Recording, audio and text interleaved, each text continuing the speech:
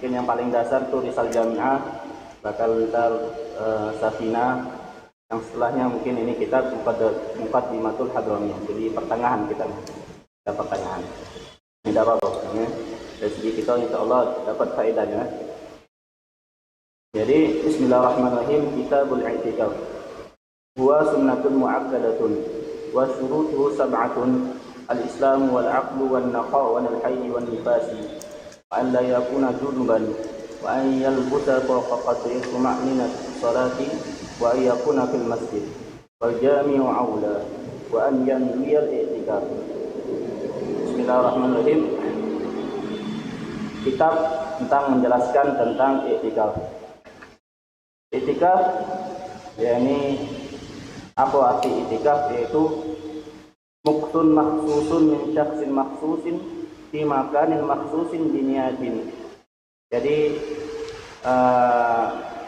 secara syariat itu arti i'tikaf itu apa? Kalau diartikan dalam kitab apa arti i'tikaf?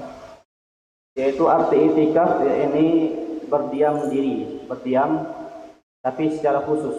Diamnya bukan bertempat tinggal ya, bertempat tinggal dari seorang yang khusus di tempat yang khusus dan dengan niat, dengan niat. Jadi bertempat tinggalnya itu khusus dari seorang yang khusus di tempat yang khusus dengan niat yang khusus.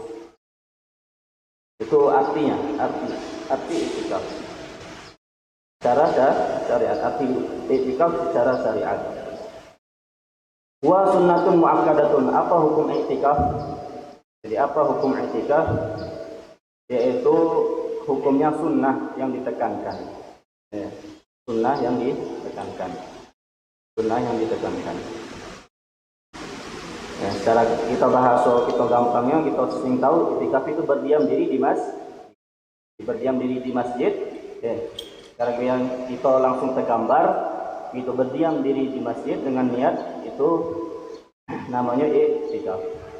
Selama kita i'tikaf, kita mendapatkan pahala. Mendapatkan pahala. Jadi apa bedanya jadi orang yang duduk di masjid kata niat, yang tidak tahu syarat-syarat i'tikaf, dia tidak dapat pahala. Tapi jikalau kalian ada ilmunya, maka duduk kalian di masjid ini dapat pahala. Dapat pahala. Jadi hukumnya sunnah muakkad, sunnah yang ditekankan. Setiap waktu, setiap waktu, kapanpun, selagi pintu masjid terbuka, nak duduk kapanpun dengan niat i'tikaf, kalian dapat pahala. Kapanpun, setiap waktu, tidak kate larangan waktu. Wahwa, tapi yang lebih ditekankan i'tikaf itu di 10 akhir bulan Ramadan. 10 hari akhir bulan Ramadan tuh lebih lagi ditekankan untuk kita beriktikaf di masjid. Banyakan ya manusia namanya lupa. 10 akhir bulan Ramadan malahan beli baju ke pasar, sibuk dengan bakal lebaran. Nah, disitulah seorang muslim itu diuji oleh Allah. Di mana kekuatan imannya, di mana semangat dia dalam ibadah. Ini memang suatu yang suatu yang bagus, suatu yang dapat banyak pahalanya, malah yang tempat susah-susah. Jadi i'tikaf yang paling bagus itu di 10 akhir bulan Ramadan, yang paling ditekankan dalam syariat itu 10 akhir bulan Ramadan. Tapi kita banyak lalai. Karena 10 akhir bulan Ramadan banyak kita sibuk bakal buat Idul Adha, Idul Fitri, buat lebaran, mempersiapkan lebaran. Makanya banyak yang orang-orang yang guru-guru anak juga yang menasihati kami, dan para orang-orang yang soleh itu kalau buat lebaran itu sudah dipersiapkan sebulan bulan Ramadan. Jadi mereka mau beli baju baru sebelum bulan Ramadan, dibeli baju baru. Apa yang diperlukan di hari raya mereka persiapkan sebelum bulan Ramadan. Jadi pas bulan Ramadan khusus sudah sibuk untuk ibadah. Ini sehingga mereka mendapatkan benar-benar di bulan Ramadan itu penuh dengan ibadah mereka. Kalau memang niat yang kuat, insya Allah bisa bakal mengikuti mereka. Jadi hukumnya sunnah, hukumnya sunnah. Syurutu sab'ah, jadi ada syarat-syaratnya. Syarat-syarat ketika orang itu dikatakan seorang yang mu'takif, yang orang yang beriktikaf sehingga dia mendapatkan pahala. Apa syaratnya? Yang pertama al-Islam. Syarat pertama Islam. Jadi seorang kafir itu tidak sah dianya iktikaf, dia duduk di masjid tidak dapat pahala. Karena dia bukan orang muslim. Jadi syarat pertama itu orang alhamdulillah. Ya, insyaallah kita semua sampai akhir hayat kita mendapatkan menjadi muslim. Yang kedua al aqlu berakal, berakal. Jadi yang wong gila, wong yang mabuk-mabuk, akalnya hilang, dia duduk di masjid walaupun dengan dia niat apa cak mano, dia tidak dapat pahala iktikaf. Dia tidak dikatakan orang yang beriktikaf karena dia akalnya hilang. Akalnya hilang. Jadi orangnya waras, tidak gila. Orangnya waras. Pertama muslim, yang kedua orang yang berakal, yang waras. Ketiga ya ini bersih dari haid dan nifas. Ini perempuan. Jadi orang yang bersih harus disyaratkan bagi orang yang harus mu'takif itu bersih dari haid dan nifas. Jadi yang tidak bersih dari haid dan nifas tidak boleh duduk di masjid. Jadi harus bersih dari haid dan nifas. Kalau dia ada haidnya, datang bulan atau dia nifas, maka dia tidak boleh iktikaf dan dia tidak dapat pahala iktikaf. Dia harus bersih dari haid dan nifas. Dihormati ma'akum minhu. Jadi haram orang yang haid, orang yang nifas itu duduk di masjid, mereka haram. Iktikaf di masjid hukumnya mana hukumnya haram, dia dapat pahala ya. Dia apa tuh? Dianya pokoknya dia haram. Hukumnya haram. Dan tidak mendapatkan kesunahan iktikaf. Tidak boleh. Karena syarat orang yang mu'takif itu harus bersih dari haid dan nifas. Wa alla yakuna junuban. Nah, ini bagi kita laki-laki yaitu tidak orangnya disyaratkan orang yang iktikaf itu tidak boleh sedang junub. Orang-orang laki-laki yang sedang junub itu tidak boleh dianya iktikaf. Haram. Dia duduk di masjid itu haram. Jadi orang yang junub tidak boleh masuk masjid. Ada. Malam-malam ini ada. Malam-malam pagi-pagi langsung masuk masjid. Nah, padahal dia junub. Ada. Yang lupa kadang dia junub, dia mandinya di masjid. Kalau masjid mungkin masuk masjid tidak boleh, haram. Jadi yang orang junub itu tidak boleh iktikaf, dan tidak sah dia beriktikaf di masjid karena haram. Karena hukumnya haram dia duduk di masjid. Jadi bersih dari haid dan nifas dan orang yang junub. Tahu orang junub laki-laki orang yang mimpi basah keluar itu atau dia berhubungan dengan suami istri. Orang yang junub. Nah, itu caranya. Jadi tidak boleh haid, orang yang nifas, orang yang junub tidak boleh duduk di masjid. Tidak sah dianya beriktikaf di masjid, tidak dapat pahala. Wa ayyal busa bahkan dapat dosa karena haram. Wa ayyal busa fawqa qadri tuma'niyatus shalah. Jadi kan berdiam diri di masjid. Berapa kadarnya dikatakan orang itu sudah dikatakan dia beriktikaf. Harus dianya katanya wa ayyal busa fawqa qadri tuma'niyatus shalah. Syarat yang berapa nih? Islam, berakal, naqa anil haid wa nifas, alla yakuna junuban, wa ayyal kelima. Yang kelima ini harus berdiam dirinya lebih dari kadar tuma'ninah shalah. Dia lebih dari kadar tuma'ninah shalah. Jadi ketika dia duduk di masjid, dia harus lebih dari kadar tuma'ninah shalah. Nah, kadar tuma'ninah shalah kan bagaimana kita ketahui subhanallah. Lebih dari itu. Ada.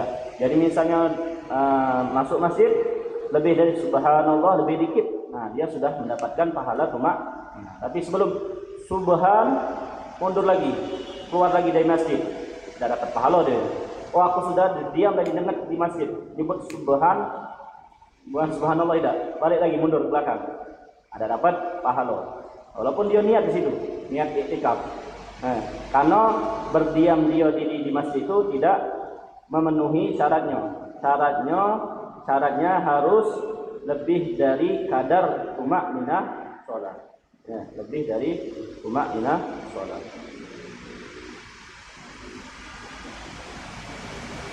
Itu syarat kelima. Wa ayyakuna fil masjid. Jadi syarat ke-6 ini tempatnya harus masjid. Tempatnya harus masjid. Tempatnya harus masjid. Jadi tempatnya harus masjid. Jadi kapan dikatakan orang itu iktikaf? Ketika dia berdiam diri di masjid. Kalau tempat dia ibadat dia di rumah, di rumah anak khusus buat ibadat, tapi bukan masjid, tidak diwakafkan masjid. Aku cak mana? Tanahnya bukan tanah masjid. Jadi dia nak niat di situ niat iktikaf, bukan. Maka dia tidak dapat namanya pahala iktikaf. Tidak dapat nama pahala iktikaf. Ketika dia dikatakan tempat itu masjid, masjid khalis murni itu masjid, maka dia dikatakan dia namanya orang yang iktikaf, orang yang beriktikaf. Syarat yang keenam itu harus namanya di masjid. Namanya di masjid.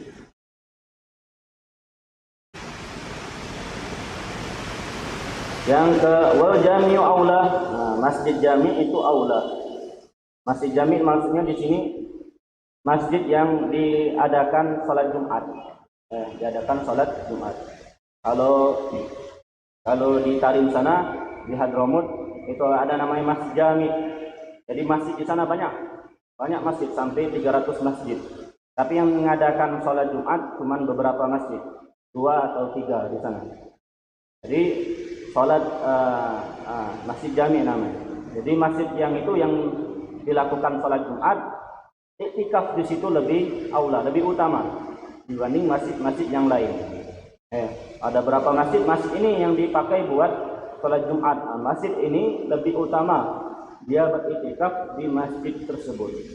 Di sana di situ banyak jamaahnya.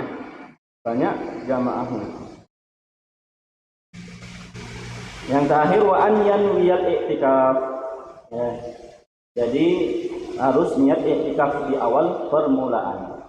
Di awal permulaan harus niat iktikaf. Jadi untuk membedakan orang tersebut beriktikaf atau tidak ketika dia berniat. Ketika dia niat. Kalau kita duduk saja di masjid tidak niat iktikaf, maka dia tidak mendapatkan pahala iktikaf.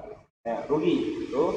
Kalau yang belum dari sekarang niat iktikaf dari sekarang. Nawaitul iktikaf fi hadzal masjid. Niatnya mana? Nawaitul iktikaf fi hadzal masjid. Nawaitul i'tikaf fi hadzal masjid. Aku niat i'tikaf di masjid ini.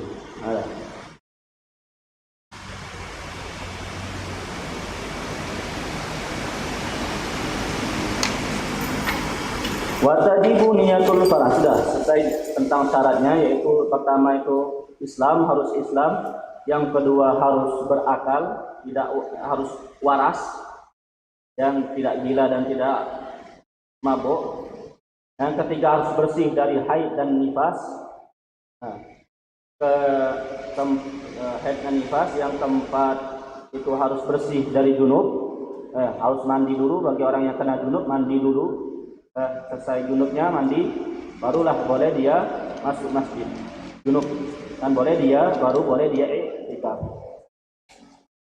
Yang kelima itu berdiamnya di masjid itu harus lebih dari tumakninah sholat. Subhanallah lebih sedikit dari itu sudah dia dikatakan boleh dia i'tikaf. Yang keenam dia wa ayyakuna fil masjid. Jadi dikatakan orang beriktikaf itu di masjid. Di masjid, bukan di rumah atau di pondok pesantren. Ada yang namanya i'tikaf itu di masjid. Yang ketujuh yaitu berniat i'tikaf. Karena suatu yang membedakan ibadah itu dengan niat. Innamal a'malu binniyat. Dalam hadis itu innamal a'malu binniyat. Jadi banyak Imam Syafi'i mengambil dalil tentang setiap ibadah itu harus dengan niat dari hadis tersebut. Innamal a'malu binniyat. Dari hadis tersebut banyak Imam Syafi'i mengambil hukum dari hadis tersebut. Innamal a'malu binniyat. Jadi setiap amal hanyalah amal-amal itu tumandu dengan niat. Jadi harus dengan niat. Kalau amal tidak ada niat maka tidak sahlah amal tersebut. Bahkan suatu amal yang mubah yang tidak mendapatkan pahala atau dosa, kalau kita niatkan untuk ibadah mendapatkan pahala.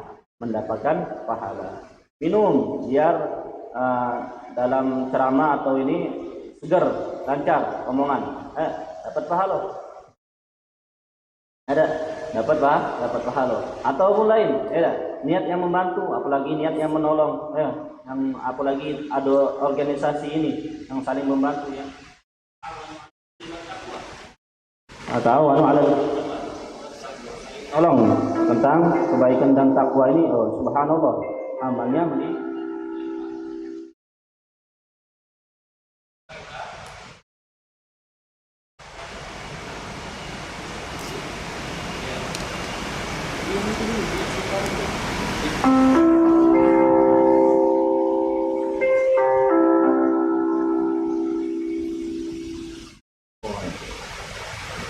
jadi amal ya, sesuatu yang mubah, sesuatu yang tidak ada haram dan pahala. Ketika kita berniat untuk ibadah maka mendapatkan pahala. Misal juga sholat sunnah duha, sholat sendirian tidak disunahkan berjamaah, tapi orang ada yang melakukan sholat duha berjamaah. Padahal tidak disunahkan berjamaah. Untuk apa berjamaah sholat duha? Biar saling membantu, biar semangat sholat duhanya. Tidak apa-apa. Saling membantu itu dia jadi dapat pahala. Padahal jamaahnya tidak disunahkan sholat duha. Sholat duha tidak disunahkan berjamaah sendiri-sendiri. Tapi ada beberapa orang yang melakukan sholat duha berjamaah. Apa tujuannya? Biar semangat dalam ibadah, saling membantu untuk biar terbiasa untuk sholat duha, maka dari segi itu mereka mendapatkan pahala. Itu tujuh syarat sehingga seorang itu bisa dikatakan orang yang beriktikaf dan mendapatkan pahala i'tikaf. Wa tajibu niyatul fardiyah in nazarahu. Jadi wajib, kapan orang itu wajib beriktikaf? Seorang sunnah itu, suatu sunnah tidak ditinggalkan tidak mendapatkan dosa. Jadi tidak mendapatkan dosa. Tapi kalau dilakukan mendapatkan pahala, itu sunnah. Tapi kalau bisa pekerjaan sunnah ini menjadi wajib. Kapan? Ketika diniatkan menjadi wajib. Ketika diniatkan menjadi wajib, ya, dengan dia menazarkannya, nazartu an a'takif, aku menazar untuk i'tikaf di masjid ini selama berapa jam misalnya. Maka dengan niat dia wajib tersebut, dengan dia menazarkan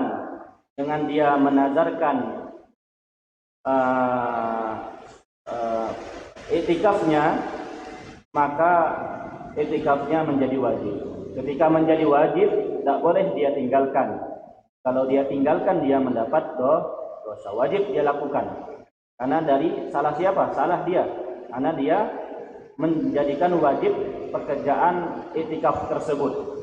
Tapi wajib dan pun dia mendapatkan pahala wajib. Pahala wajib dengan pahala sunnah lebih besar pahala wajib. Jauh berapa lipat pahala wajib itu lebih daripada pahala sunnah. Jadi orang yang iktikaf terus dia nazarkan, maka dia mendapatkan pahala wajib, dan wajib dia beriktikaf.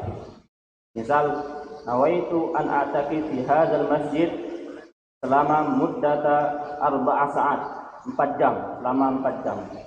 Jadi aku nak iktikaf di masjid ini selama 4 jam. Salah nak 4 jam di mana? Ada. Nak pagi mungkin dari jam 7 sampai jam berapa? Sampai jam 10 pagi. Jadi wajib dia di masjid, berdiam diri tapi kalau nak kencing tak apa-apa, WC. Tak apa-apa, karena itu manusia, tabi'i. Harus ke WC, harus ya, ke WC nak kencing.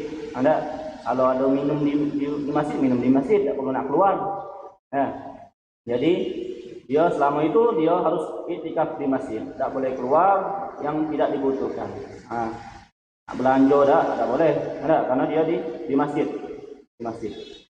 Selama 4 jam dia harus di masjid, dan mendapatkan, selama dia itu mendapatkan pahala wajib. Jika dia nazarkan. Syarat nazar itu harus diucapkan, dilafadzkan.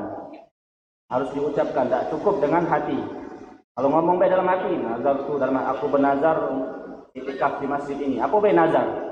Nazar itu harus dilafadzkan. Ketika sudah dilafadzkan baru diniatkan. Jadi harus dengan lafaz. Diucapkan maka baru jadi sahlah itu nazar. Sahnya nazar ketika dia ucapkan. Dikatakan di sini biar kita tidak susah payah, tapi iktikaf kita dapat pahala wajib. Kadang kita kan tidak tahu, kadang ada uzur, kadang ada panggilan yang mendadak kadang. Kalau kita iktikaf selama 5 jam, kadang tidak tahu ada urusan yang harus kita keluar, tak baca di masjid. Mana kita nih biar kita iktikaf tapi dapat pahala wajib. Dikatakan di sini katanya ayandur i'tikaf billahi alayya wa nazartu an ataki fi hadzal masjid muddata iqamati fihi. Jadi aku niatnya macam mana? Aku bernazar, diucapkan. Jadi dia iktikaf tapi tidak susah. Kalau ada urusan keluar baik.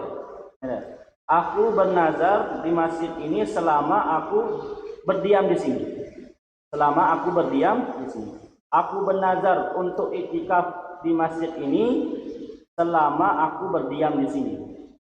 Jadi berapa baik waktu duduk sini, sebisanya sejam, 2 jam, setengah jam, ada urusan keluar. Jadi dia tetap dapat pahala wajib.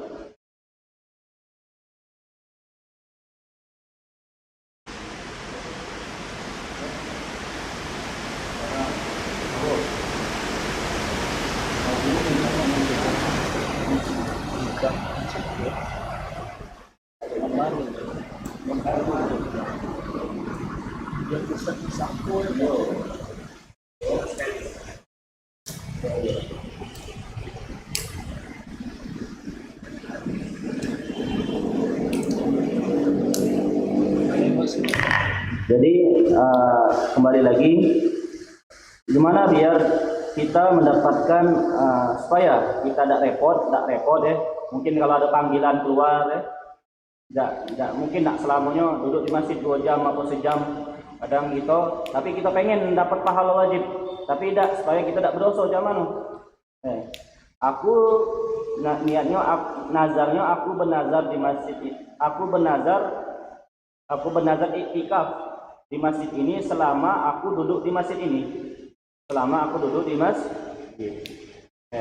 Jadi selama duduk di masjid kita nak setengah jam, nak 10 menit, nak ini dapat pahala iktikaf plus pahala wajib. Dan setelah mengucapkan itu, niatkan dalam hati, aku niat iktikaf di masjid ini.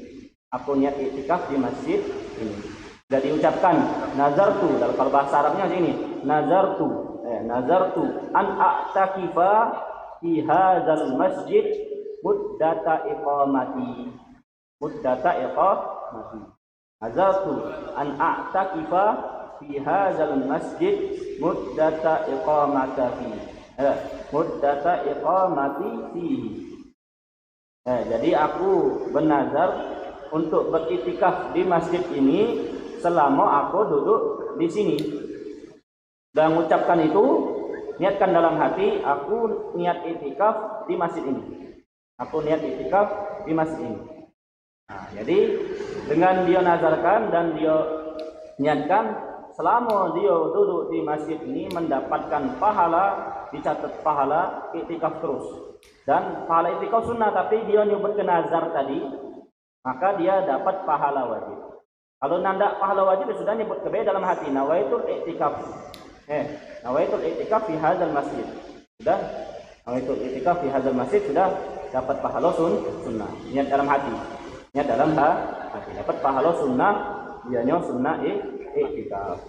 Tapi kalau dia pengen mendapatkan pahala besar tadi, ketika dia menazarkan perbuatan iktikaf tadi.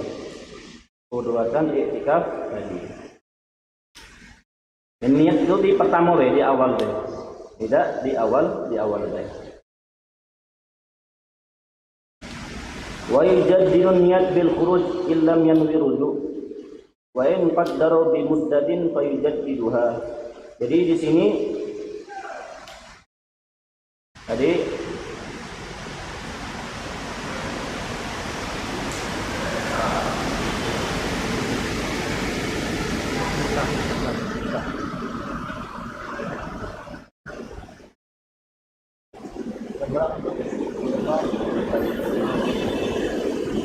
ini pembahasan baru wa yujaddidun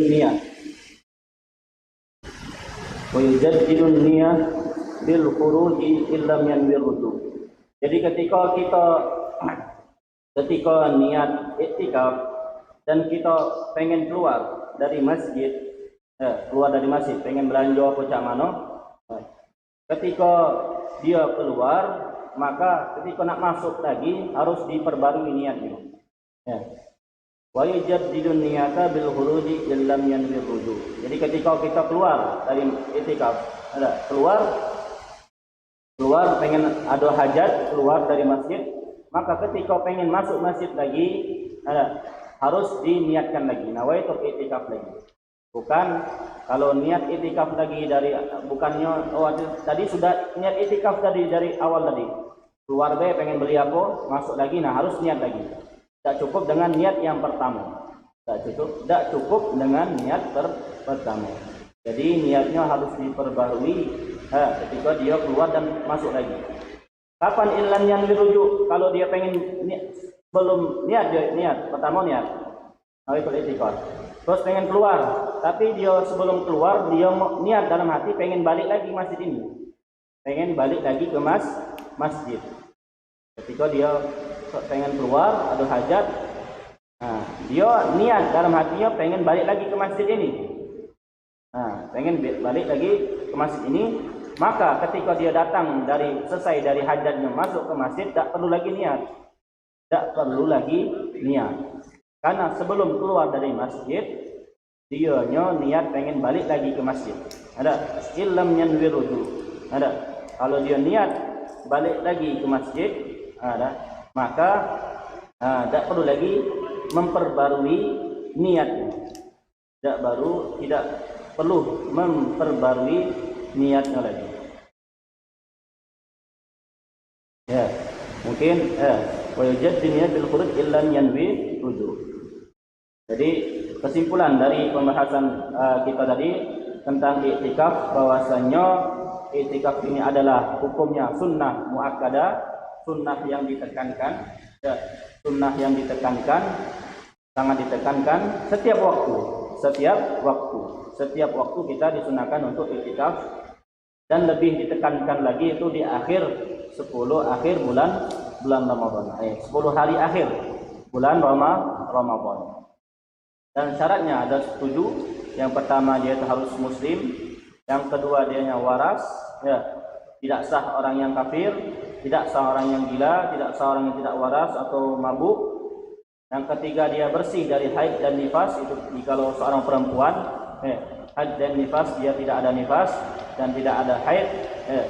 Wa alla yakuna junuban, bagi orang laki-laki atau perempuan itu tidak sedang junub, karena orang yang nifas, orang yang sedang haid, orang yang sedang junub itu haram dianya bertetap di masjid, bukan dapat pahala malah mendapat dosa. Dan berdiamnya tersebut harus lebih. Kapan dikatakan orang itu i'tikaf, berdiam di masjid? Ketika dianya duduknya, berdirinya di masjid itu selama lebih dari kadar tumakninah salat. Kelima yaitu wa ayyakuna fil masjid. Jadi harus dianya i'tikaf, dikatakan orangnya i'tikaf itu dianya di masjid, bukan di rumah, bukan di pondok, ya, di masjid. Wa an yanwiyal i'tikaf, yang terakhir niat, syarat yang terakhir itu niat i'tikaf. Jadi harus berniat. Kadang banyak di antara kita yang lupa masuk masjid B, masuk masjid langsung sholat dan niat i'tikaf, banyak itu. Ada. Kadang al-faqih juga kadang lupa. Ada. Sering kita lupa, terlalai. Langsung pengen masuk masjid, taunya kita ibadah, kita sholat. Tidak. Kita masuk masjid, ibadah kita sholat. Padahal di situ ada ibadah lagi, ibadah i'tikaf. Nah, sesuatu yang pahala yang tersembunyi, tersimpan, tidak terjiwan. Kita langsung ngacak-ngacak nak sholat masjid, taunya kita sholat, tujuan kita sholat. Padahal di situ ada pahala lagi, pahala i'tikaf. Bayangkan setiap detik kita di situ dapat pahala i'tikaf, dicatat oleh malaikat. Lama kita di masjid mendapat pahala i'tikaf. Bahkan satu guru anak yang di sana mengajarkan, saking pengennya dapat pahala i'tikaf, ya, tak mana ya, saking bukan saking pengen saking dianya pahala itu tidak berkurang, pahala i'tikaf itu tidak berkurang. Jadi kadang kita kan masuk ke masjid jalan kan, masuk jalan baru tempat sholat. Kalau berjalan ini belum dikatakan dia berdiam, berjalan, belum masuk masjid, jalan sampai tempat sholat. Nah, berjalan ini tidak dapat pahala itu. Walaupun dia berjalan, dia niat dapat pahala i'tikaf, karena dia belum berdiam diri. Masuk masjid, duduk di tempat sholat, baru duduk dengan lebih dari qadar subhanallah tadi, baru dia niat i'tikaf, baru dari situ dia dapat pahala i'tikaf. Tapi kalau dia berjalan niat i'tikaf, tidak dapat pahala, karena i'tikaf tadi berdiam diri, artinya berdiam diri. Nah, kalau dia, makanya Ustadz Ana mengajarkan, salah satu guru Ana mengajarkan, sebelum dia masuk pintu masjid, ya, kaki kanan kita dahulukan masuk, sebelum dia berjalan dia berdiam diri dulu, dengan berdiam diri lebih dari subhanallah. Di situ dia baru niat, di situ dia niat i'tikaf, nawaitul i'tikaf di hadzal masjid. Dia berjalan. Nah, ketika dia sudah niat dari awal pintu masjid, dia jalan itu dapat pahala. Dia berjalan itu dapat pahala. Nah, kalau kita masuk langsung tempat sholat, tempat ketika kita jalan tidak dapat pahala, karena di situ dia tidak sah, karena belum berdiam diri. Walaupun dia dalam berjalan dia berniat. Mengajarkan cak mana biar berjalan itu dapat pahala i'tikaf. Ketika dia masuk pintu masjid, dia berdiam dengan kadar lebih dari subhanallah, dia situ niat i'tikaf, nawaitul i'tikaf fi hadzal masjid, terus dia baru berjalan. Berjalan itu dapat pahala, baru dia sholat. Jadi dimulai pahala dia dari mulai dia berjalan. Tapi kalau dia tidak niat i'tikaf tadi, nah jalan tadi tidak dapat pahala, dari tempat dia sholat tadi dapat pahala. Saking tadi, subhanallah, ya, saking pengennya jangan tinggal dalam pahala. Saking detailnya mereka, orang-orang soleh tersebut pengen dapat pahala, nanda ketinggalan dalam mengejar pahala. Ada pahala tadi depan masjid dia mendengar niat baru jalannya dapat pahala. Beda yang tadi tidak dapat pahala, yang berjalan tadi dapat pahala. Subhanallah. Semoga kita galau-galaunya diberikan taufik dan hidayat oleh Allah Subhanahu wa taala untuk melakukan ibadat-ibadat yang diajarkan oleh syariat Islam. Ya, alhamdulillah dengan belajar ini kita tahu anak Rasulullah SAW itu paling senang orang-orang yang belajar, menuntut ilmu. Menuntut ilmu. Bahkan di sana pun majlis nahwu, pelajaran nahwu, sana yang Habib Ali Sibtudurar, Habib Ali bin Muhammad Sibtudurar itu pengarang Maulid itu, beliau mengadakan majlis nahwu, belajar kitab nahwu, tahu nahwu sorob belajar nahwu sorob. Nah, itu beliau mengadakan majlis nahwu tersebut, pengajian nahwu itu di pagi hari. Pagi hari dia ngantuk. Orang-orang ada protes, maksudnya bukan protes, mungkin tidak enak, madai kan. Dia pagi nahwu, kajian nahwu, pagi nahwu, bukan pigi atau cak mano. Nah, orang itu mimpi ketemu Rasulullah duduk di majlis itu. Di majlis nahwu Rasulullah hadir tiap hari. Di majlis ilmu nahwu tersebut. Saking senangnya Rasulullah dengan majlis ilmu yang mengajarkan kita biar tahu syariat Islam. Nahwu tadi biar kita tahu, belajar bahasa Arab. Dengan bahasa Arab pelantara kita bisa membaca kitab, bisa belajar lebih jauh tentang mendalami syariat Islam. Jadi semangat terus dalam semoga kita Allah Subhanahu wa taala selalu memberikan taufik dan hidayah, semangat selalu dilanggengkan dilanggengkan oleh Allah Subhanahu wa taala, dilanjutkan terus program kegiatan IRMA ini setiap tahun demi tahun, semoga menjadi keluar dari sini menjadikan pemuda yang dicintai oleh Allah dan Rasulnya. Amin ya rabbal alamin. Wabillahi taufiq wal hidayah.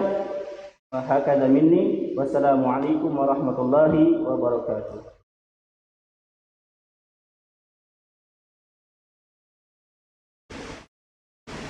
Pada teman-teman yang ingin bertanya, dipersilakan. Assalamualaikum Ustaz, izin bertanya. Misalnya kebiasaan galak ke IRMA ini kan galak ke ada bagian sekret. Galak ke sekret IRMA, galak ke Masjid Agung. Tapi tidak sholat tahiyyatul masjid Ustaz. Mana Ustaz? Iya, tidak sholat tahiyyatul masjid, tapi langsung ke sekretariat IRMA. Sekretariat IRMA itu dekat WC. Itu jauh Ustaz. Kurang jelas mana? Ustaz, misalnya kami datang ke Masjid Agung. Tapi habis itu ke sekret IRMA.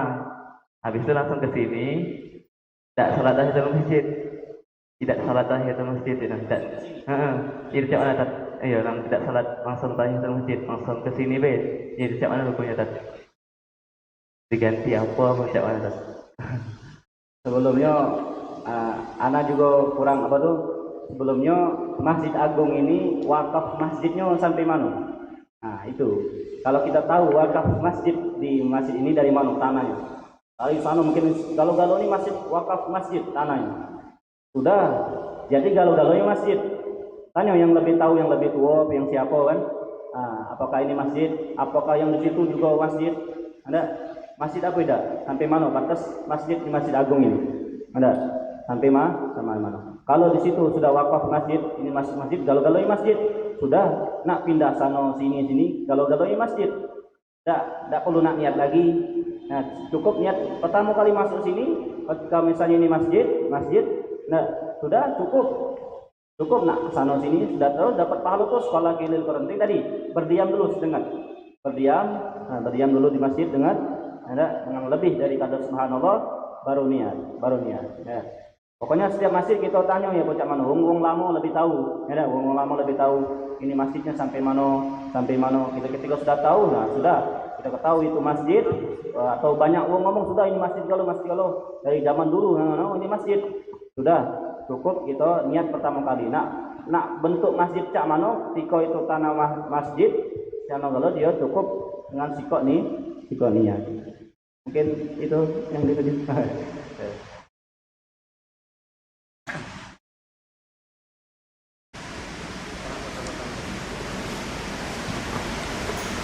Bismillahirrahmanirrahim. Assalamualaikum warahmatullahi wabarakatuh. Waalaikumsalam. Izin bertanya Tan. Ketika kita berniat ingin i'tikaf, maka kita nih ketika setiap bulan itu meluangkan waktu selama 3 hari, meluangkan waktu selama 3 hari dengan niat belajar untuk memakmurkan masjid-masjidnya Allah, memperbaiki diri dan saling mengajak dalam kebaikan. Dalam firman Allah Subhanahu wa taala, Bismillahirrahmanirrahim, innama ya'muru masajidallahi man amana billahi wal yawmil akhir. Sungguhnya orang memakmurkan masjid-masjid Allah hanyalah orang beriman pada Allah dan hari akhir. Bagaimana pendapat Ustaz tentang hukumnya i'tikaf ketika sedang memakmurkan masjid itu? Insyaallah Kan. I'tikaf memakmurkan masjid. Iya, ketika kita ingin memakmurkan masjid selama 3 hari, mengkhususkan selama 3 hari setiap bulan. Insyaallah.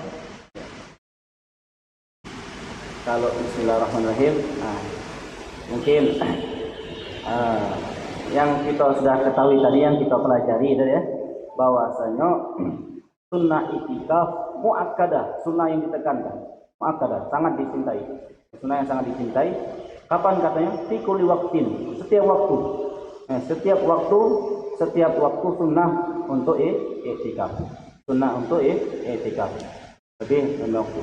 Kalau dia lebih dari, misalnya dia, masya Allah, lagi tidak menghilangkan hak-hak ya, tidak menghilangkan hak, misalnya dia suami tidak meninggalkan istri, dia harus nafkahi istrinya, apa anaknya, dia tidak menghilangkan hak-hak keluarganya, atau orang tuanya yang sedang sakit, atau orang tuanya yang sedang tidak bisa makan, harus ngasih nafkah orang tuanya. Maka memang sudah dia tidak ada hak-hak yang dia harus tundukkan dalam syariat, memang dia ada waktu lebih 3 hari 4 hari, maka lebih maksudnya dia pahala i'tikaf banyak daripada orang yang sebentar. Justru dia mendapatkan pahala yang lebih banyak dari orang yang apalagi dia dengan niat tadi, dengan niat dia memakmurkan masjid. Mungkin masjid ini udah hampir kosong, tapi dia penuhi masjid itu dengan beberapa orang biar tambah lagi masjid itu. Oh, niat ini niat yang bagus ya, niat yang bagus. Kalau kita melihat dari situ, selama tadi tidak meninggalkan hak-hak keluarga. Kadang orang ini pergi ke masjid 4 hari 3 hari, kadang tadi lupa kewajiban yang lain. Padahal memakmurkan i'tikaf tadi sunnah. Jangan sampai kita melakukan sunnah meninggalkan yang wajib. Nah, itu kadang kita salah. Kita sholat sunnah beribu-ribu, berapa ratus, tapi sholat 5 waktunya kadang bolong, kadang tidak, ketinggalan, kadang lalai, apa gimana. Jadi tadi alhamdulillah selama dia pahalanya lebih banyak daripada orang yang i'tikafnya cuma sehari atau cuma beberapa jam. Mungkin itu saya bisa dapat sampaikan ya. Alhamdulillah, wallahu a'lam.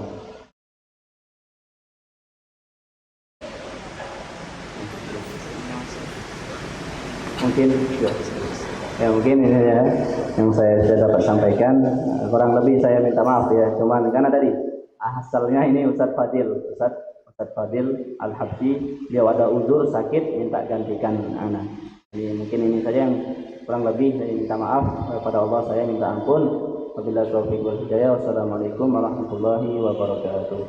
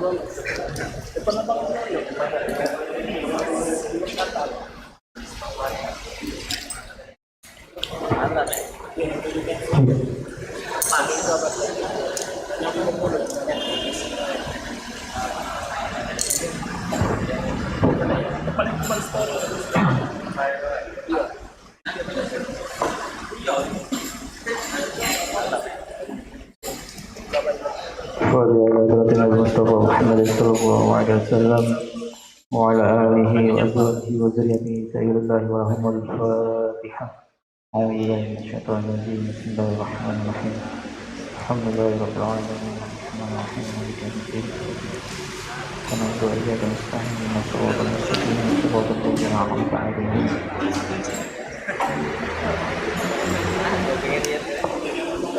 ثم إلى صاحب والأشياء من أحد الأمات بن محمد بن سالم بن حافظ بن سيف أبو بكر بن سالم بالفاتحة. أعوذ بالله من الشيطان الرجيم. بسم الله الرحمن الرحيم. الحمد لله رب العالمين الرحمن الرحيم مالك يوم الدين. إياك نعبد وإياك نستعين اهدنا الصراط المستقيم صراط الذين أنعمت عليهم غير المغضوب عليهم ولا الضالين.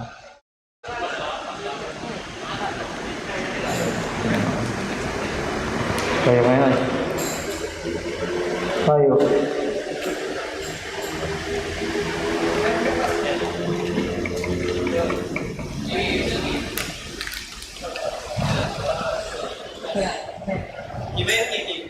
Buat mana?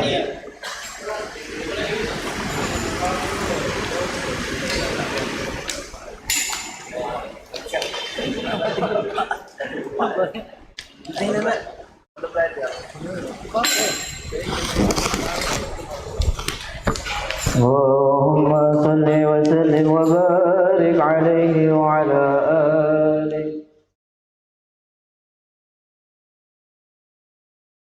بسم الله الرحمن الرحيم. يا رب صل على محمد يا رب صل عليه وسلم.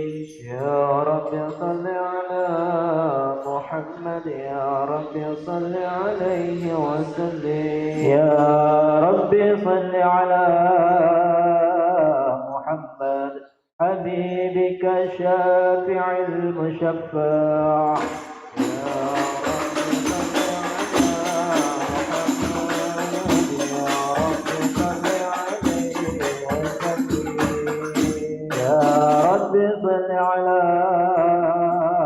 محمد على الورى رتبة وأنفع. يا رب صل على محمد يا رب صل عليه وسلم. يا رب صل على محمد أسمى البرايا جاها وأوسع. يا رب صل على محمد يا رب صل عليه وسلم. يا رب صل على محمد واسلك بنا ربي خير مهيا. يا رب صل على محمد يا رب صل عليه وسلم. يا رب صل على محمد وعافنا واشفي كل موجع. يا رب صل على محمد يا رب صل عليه وسلم. يا رب صل على محمد وأصلح القلب واعف وانفع. يا رب صل على محمد يا رب صل عليه وسلم. يا رب صل على محمد واكفي المعادي واسربه والداع. يا رب صل على محمد يا رب صل عليه وسلم. يا رب صل على محمد نحل في حسنك الممنع. يا Rabbi salli ala Muhammad, Ya Rabbi salli alaihi wa sallim. Ya Rabbi salli ala Muhammad, Ya Rabbi salli alaihi wa sallim. Ya Rabbi salli ala Muhammad, Ya Rabbi salli alaihi wa sallim. Ya Rabbi salli ala Muhammad, Rabbi rda anna ridaka la rda. Ya Rabbi salli ala Muhammad, Ya Rabbi salli alaihi wa sallim. Ya Rabbi salli ala Muhammad waj'al lana fil jinani majma. Ya Rabbi salli ala Muhammad, Ya Rabbi salli alaihi wa sallim. Ya Rabbi salli ala Muhammad, Rabbi ghfirna khair khalqika ajma. Ya Rabbi salli ala Muhammad, Ya Rabbi salli alaihi wa sallim. Ya Rabbi salli ala Muhammad, Ya Rabbi salli alaihi wa sallim. Ya Rabbi salli ala Muhammad, Ya Rabbi salli alaihi wa sallim. Assalamu alayka Zainal Anbiya'i. Assalamu alayka. Assalamu alayka Zainal Anbiya'i.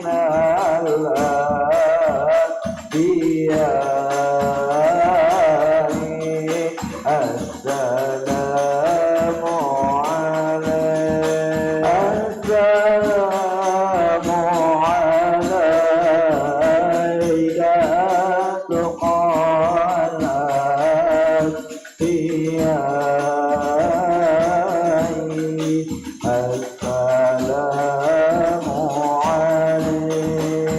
Assalamu alayka Zainal Anbiya'i.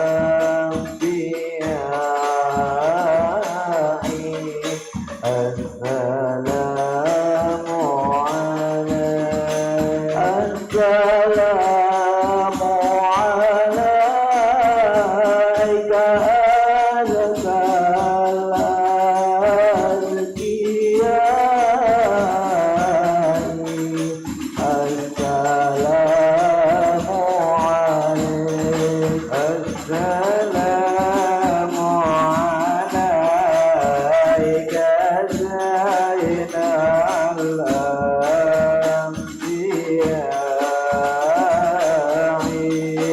Assalamu alayka. Assalamu alayka Zainal Anbiya'i. Assalamu alayka atqal azkiya'i. Assalamu ala Zainal Anbiya'i. Assalamu ala abqal atqiya'i.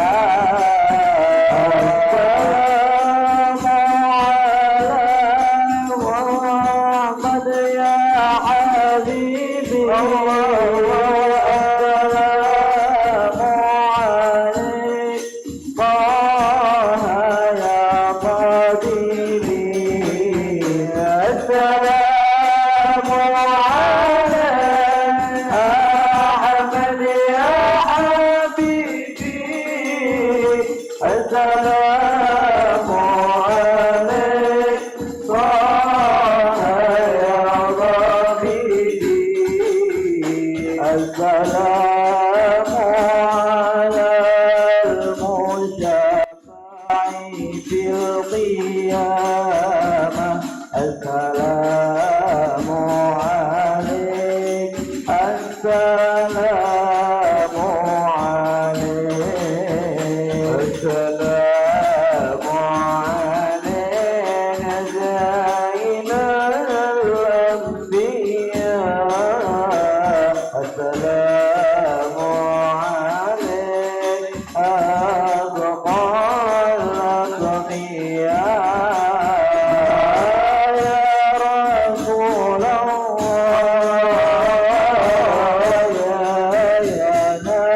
يا نبي لك الشفاعة وهذا مطلبي يا نبي يا رسول الله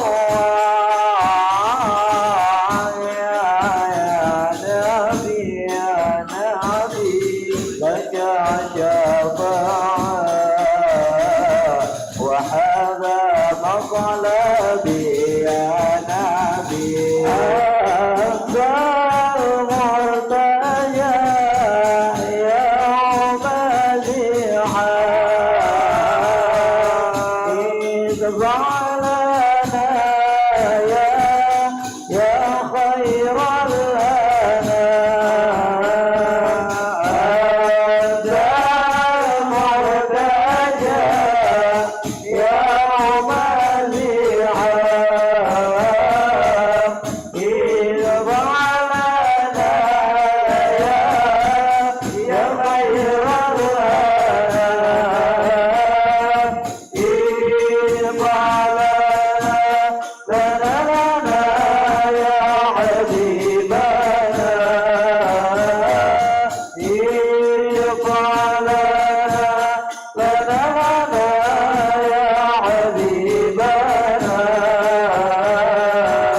لك شفاعة يا رسول الله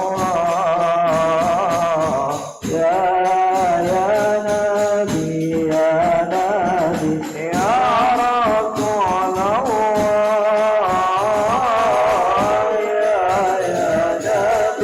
يا نبي لك الشفاعة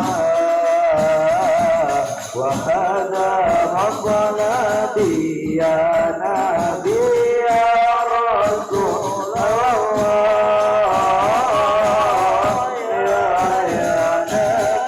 يا نبي لك الشفاعة وهذا مطلبي يا نبي اللهم صل وسلم وبارك عليه وعلى آله صلى الله عليه.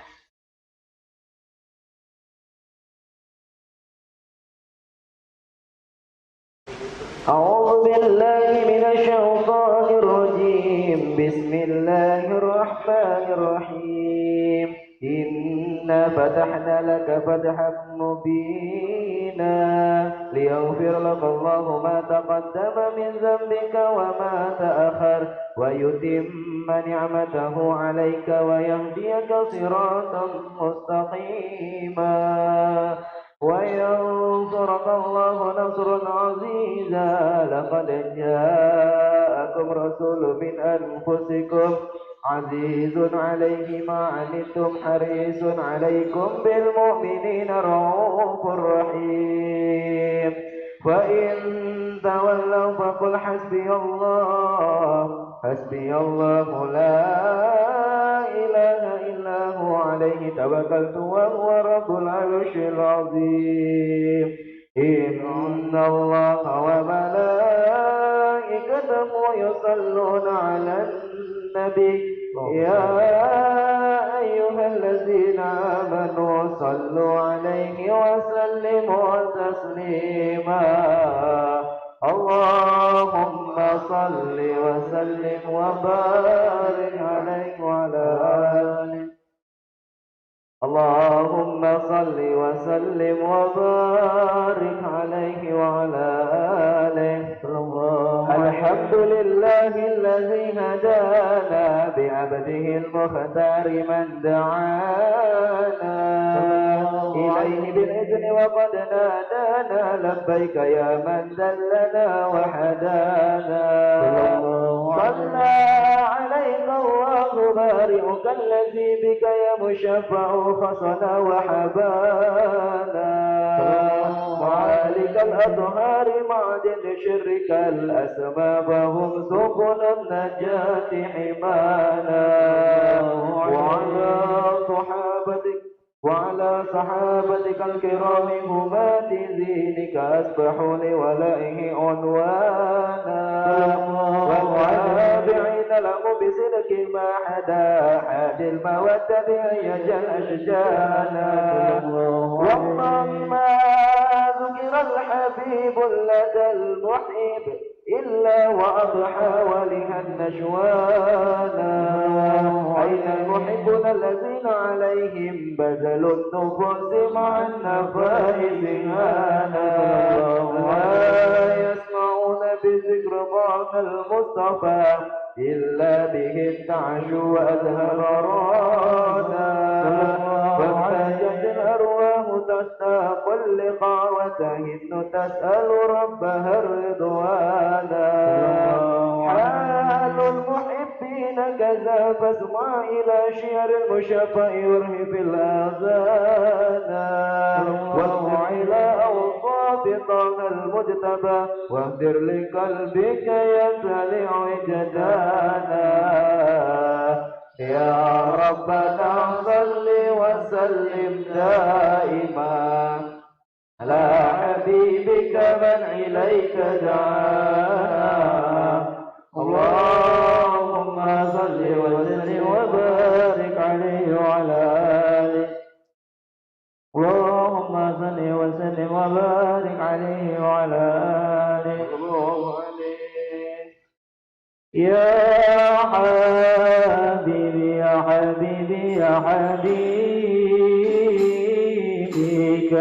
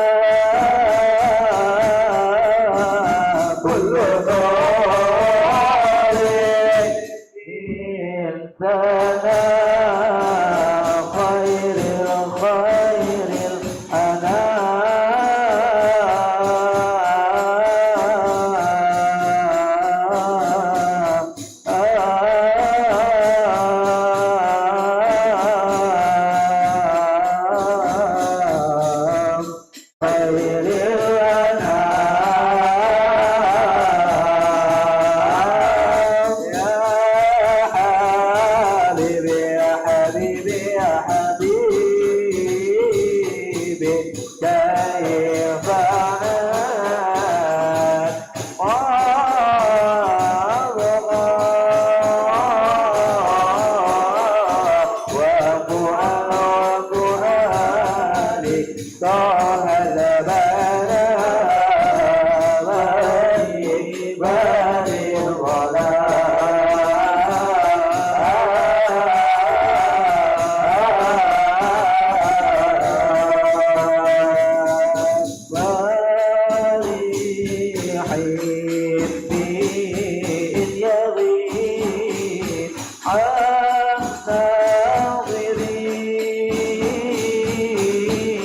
الناظرين ترك القول ما لدى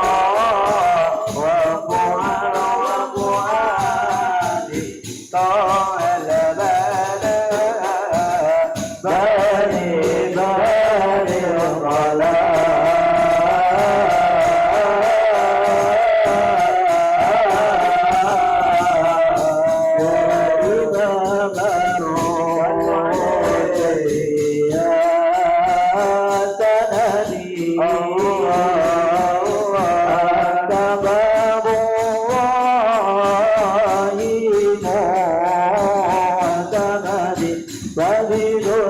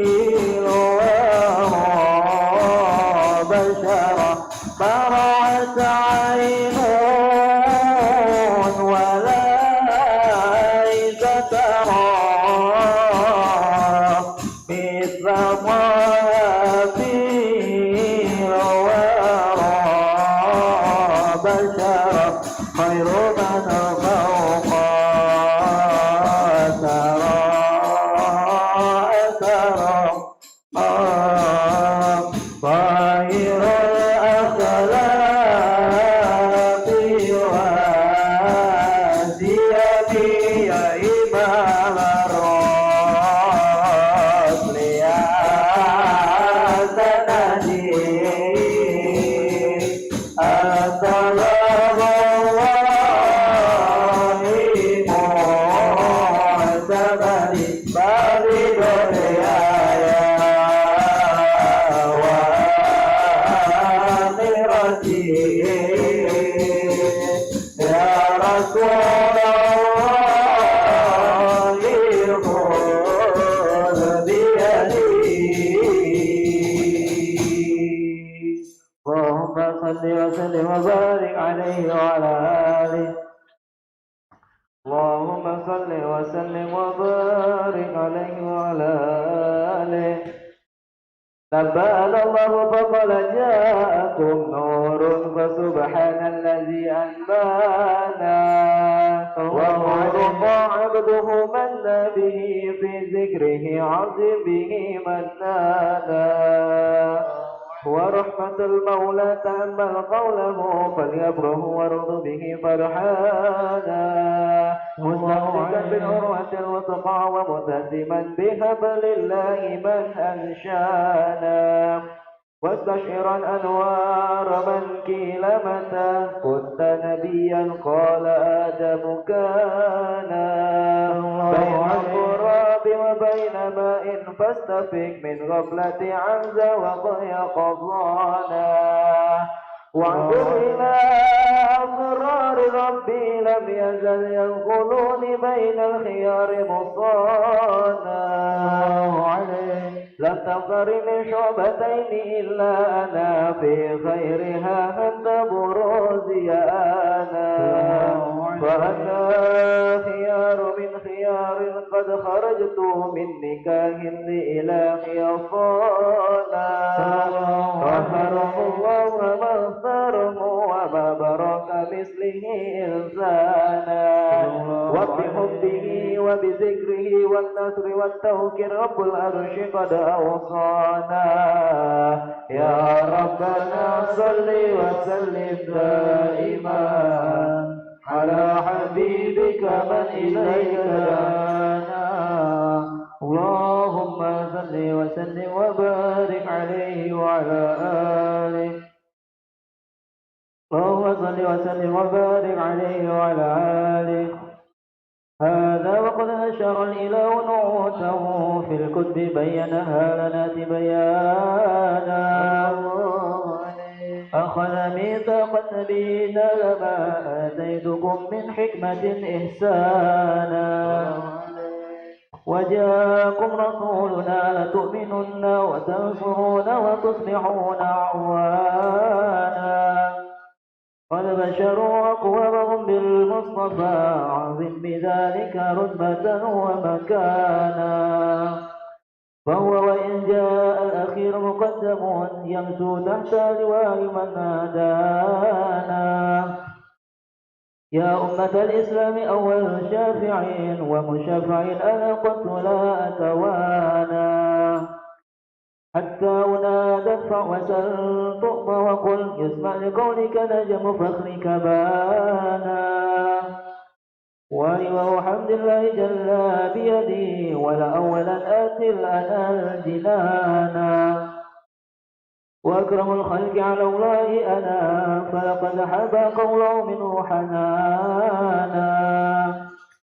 ولسوف يعطيك فترى الله جل من معطيك قنصر أن أعطاه نهانا بالله كرر ذكر وحف محمد كيما تزيع عن القلوب رانا يا ربنا صل وسلم دائما على حبيبك من إليك دعانا اللهم صل وسلم وبارك عليه وعلى آله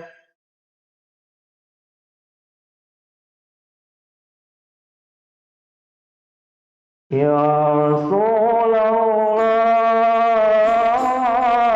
سلام عليك يا رفيع جاني وزاري حسبتي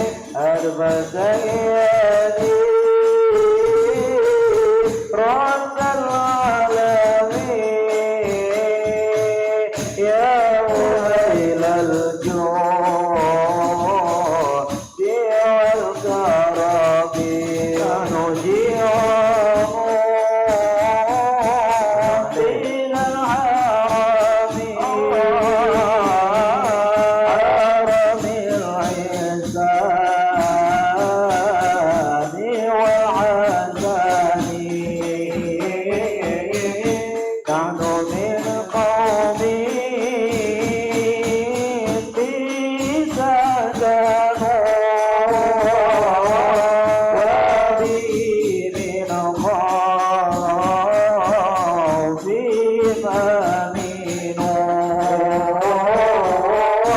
يا رسول الله سلام عليك يا ربي أجاني وسراجي أربت يدي رد العالمين يا وهيل الجود والكرم نبي رمضان بلا الحرم حرم الإحسان والحسن نحن من قوم به سكنوا وبه من خوفهم آمنوا يا رسول الله سلام عليك يا ربي عجاني وسراجي ألفت يدي رد العالمين يا وحيل الجود والكرم رب فارفعنا ببركتي وزنا الحسنى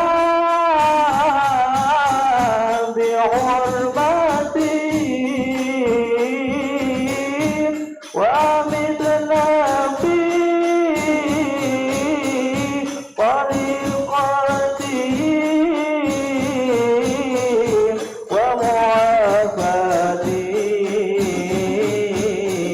من الفتن يا رسول الله سلام عليك يا ربي عجاني وسراجي ألفت يدي رد العالمين يا ويل الجود والكرم اللهم صل وسلم وبارك عليه وعلى آله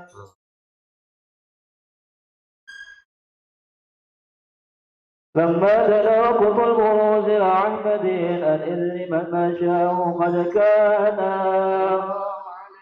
حملت به الأم الأمينة بنت أب من لا على الإله مكانا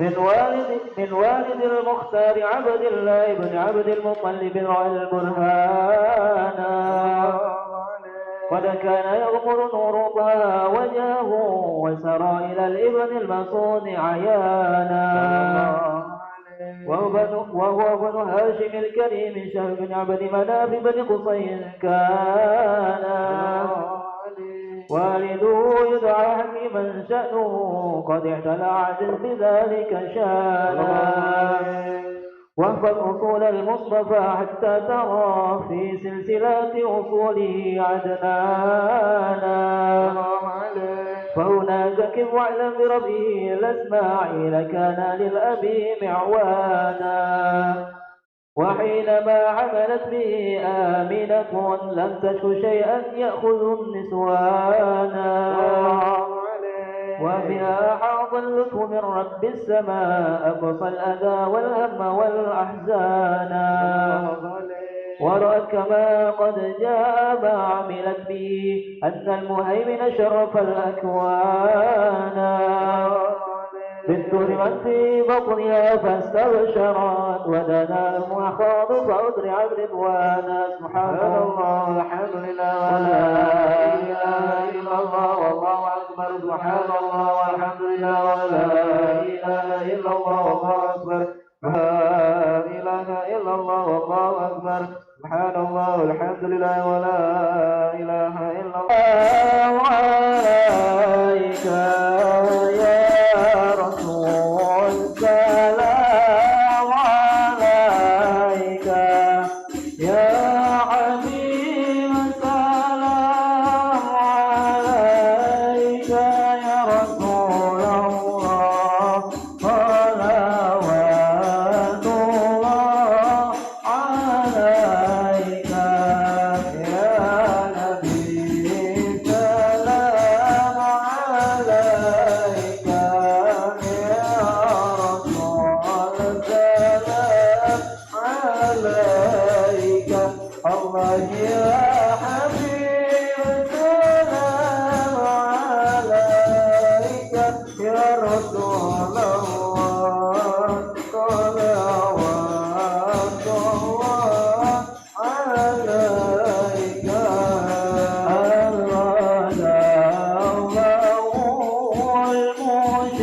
المشفع صاحب القدر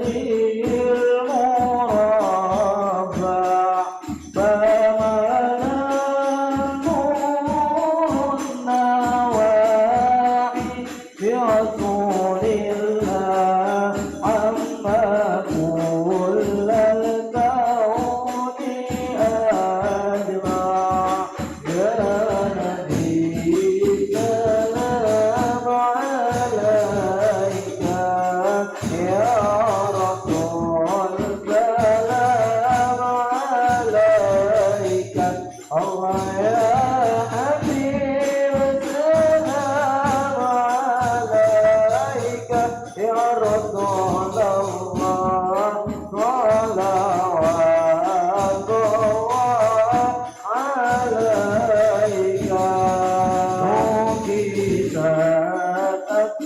أقدام شرك وبنا شرك تقطع ودنا وقت الهداية برسول الله وعباد الكفر تزالا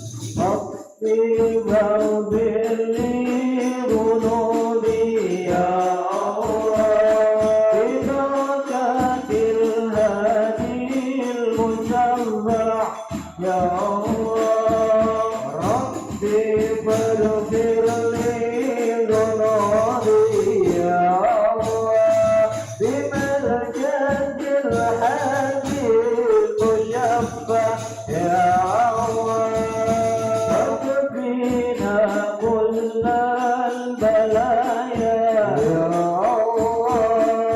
وارفع الآفات وارفع يا الله ربي فاغفر لي ذنوبي يا الله ببركات الهدي المشفع يا الله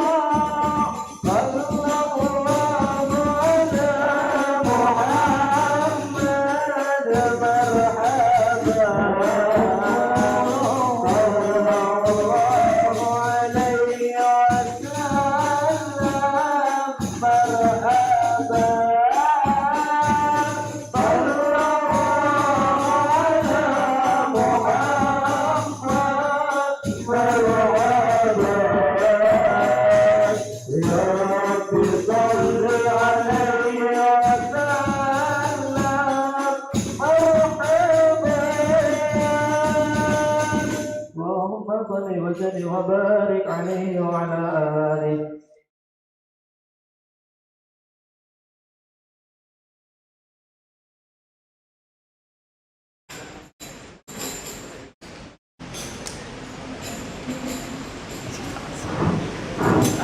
Baik teman-teman, sekalian maju sedikit.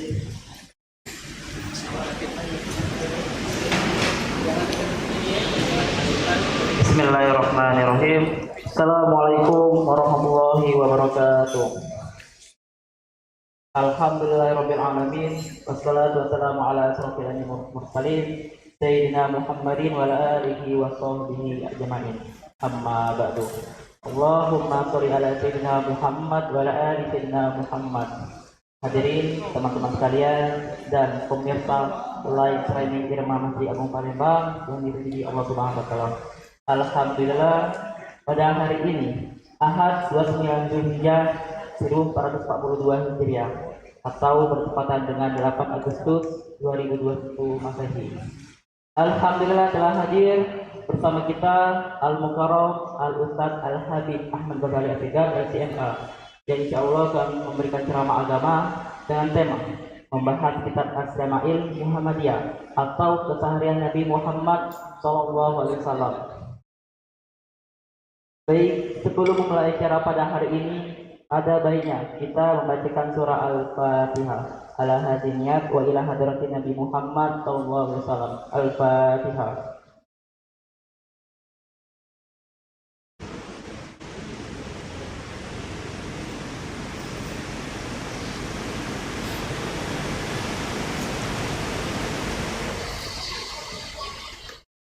Baik, kami himbau pada teman-teman sekalian, di penghujung acara ini ada sesi tanya jawab. Jika waktunya memadai, yang ikhwan boleh saja angkat tangan, yang akhwat langsung saja mencatat di kertas lembar. Baik, langsung saja kita dengarkan ceramah agama oleh Al-Mukarram, Al-Ustadz Al-Habib Ahmad Ghazali Asegaf, LCMA. Kepada Ustadz kami persilakan. Ala Nabi Muhammad.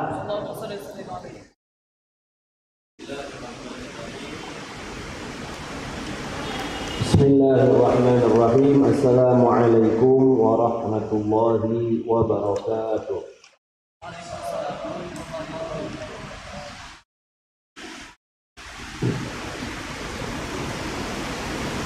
Alhamdulillah.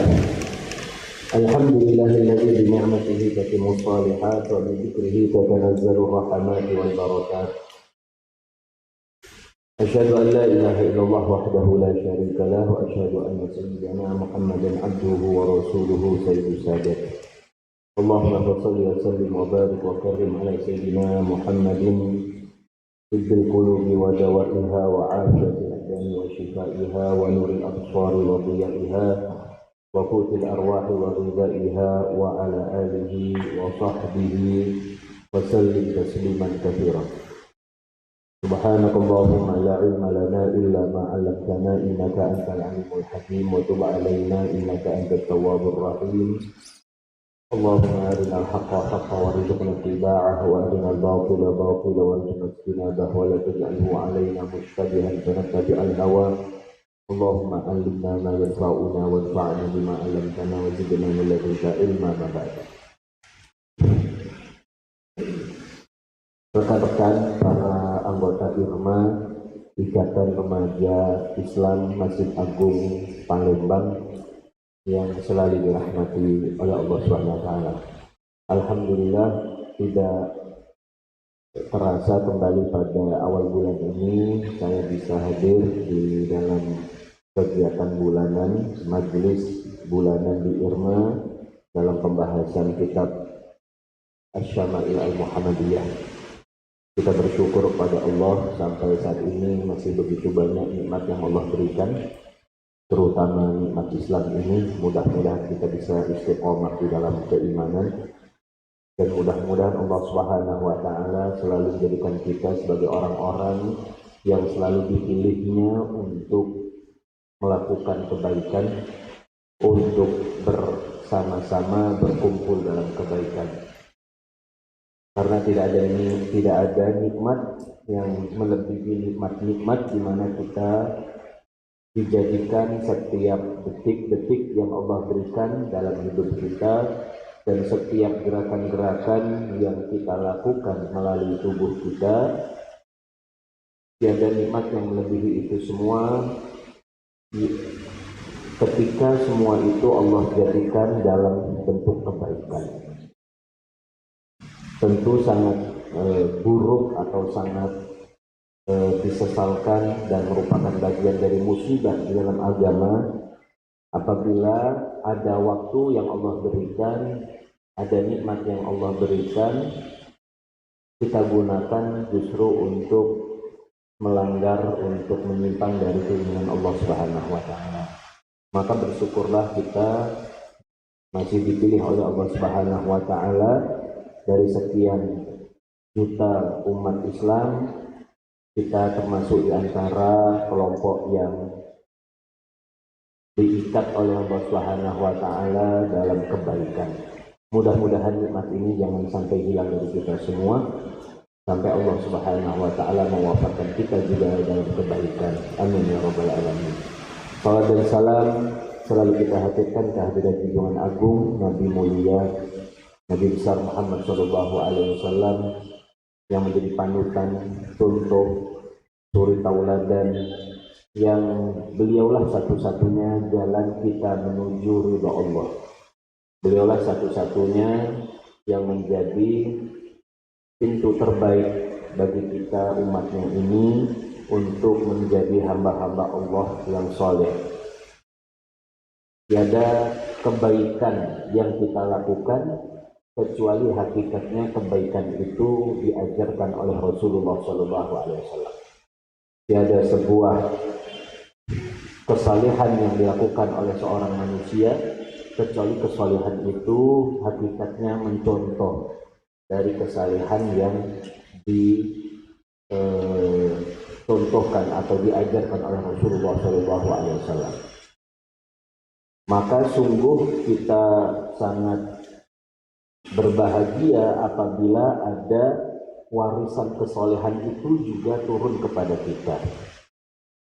Karena Nabilah manusia yang paling saleh, yang paling bertakwa, maka kita selalu berusaha untuk mencapai atau mengambil sedikit daripada kesalehan beliau kita tanamkan dari diri kita.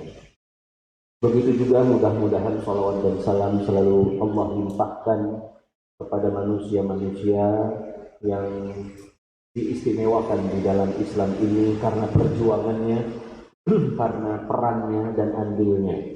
Mereka adalah para sahabat Rasulullah SAW, dan juga kepada keluarga Nabi yang mewarisi nasab dan darah Rasulullah SAW, dan kita umatnya yang juga Allah pilih di antara sebagian umat manusia menjadi umatnya Rasulullah SAW.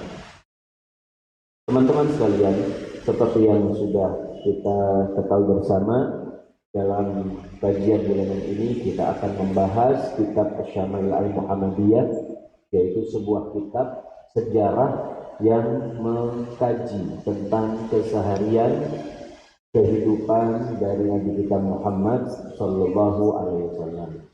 Tiada lain yang kita harapkan dari belajar ilmu Syama'il Muhammadiyah ini kecuali kita bisa mencontoh semaksimal mungkin apa yang diajarkan oleh Rasulullah Sallallahu Alaihi Wasallam. Dan kita juga diajarkan untuk mencintai beliau dan mencintai apa yang beliau cintai dan membenci apa yang beliau benci melalui mempelajari sejarah kehidupan Rasulullah Shallallahu Alaihi Wasallam.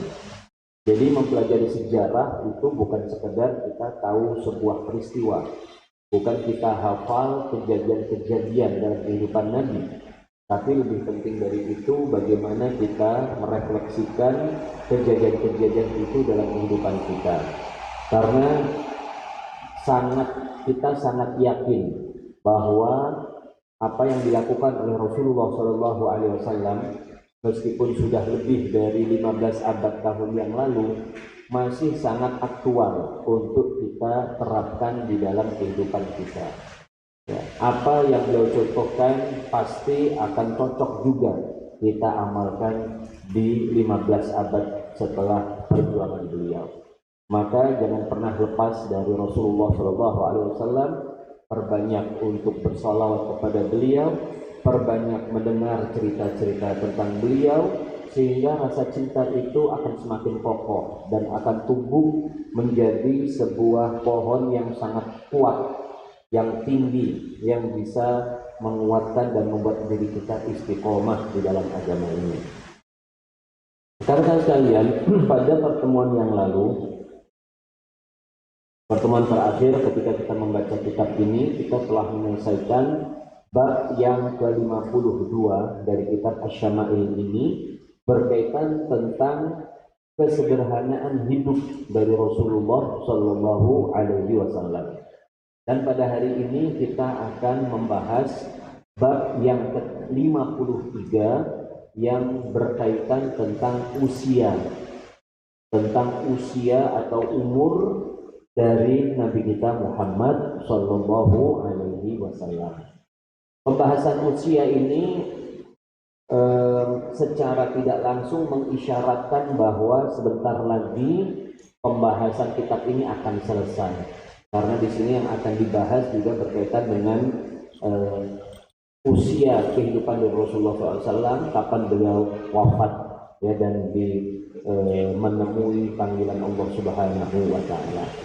Sebelum saya membahas bab ini, dan bab ini sebenarnya cukup pendek ya, hadis-hadisnya pun banyak yang mirip, saya ingin memberikan sebuah muqaddimah, sebuah prolog mengenai pentingnya kita memanfaatkan nikmat yang besar, yaitu usia kita. Pertama-tama, rekan-rekan sekalian, usia manusia itu merupakan rahasia besar Allah Subhanahu wa taala. Tidak ada seorang pun yang Allah beritahukan kapan dan di mana dia akan meninggal. Ya. Semua itu menjadi rahasia milik Allah Subhanahu wa taala. Wala tadri nafsun bi ayyi ardin tamut. Salah satu ilmu yang Allah kuasai untuk dirinya sendiri, yang tidak dibagikan kepada yang lain, sebagaimana ditegaskan dalam ayat tadi, adalah Allah menyatakan, dan tidak ada seorang jiwa pun yang mengetahui di bumi mana dia akan meninggal.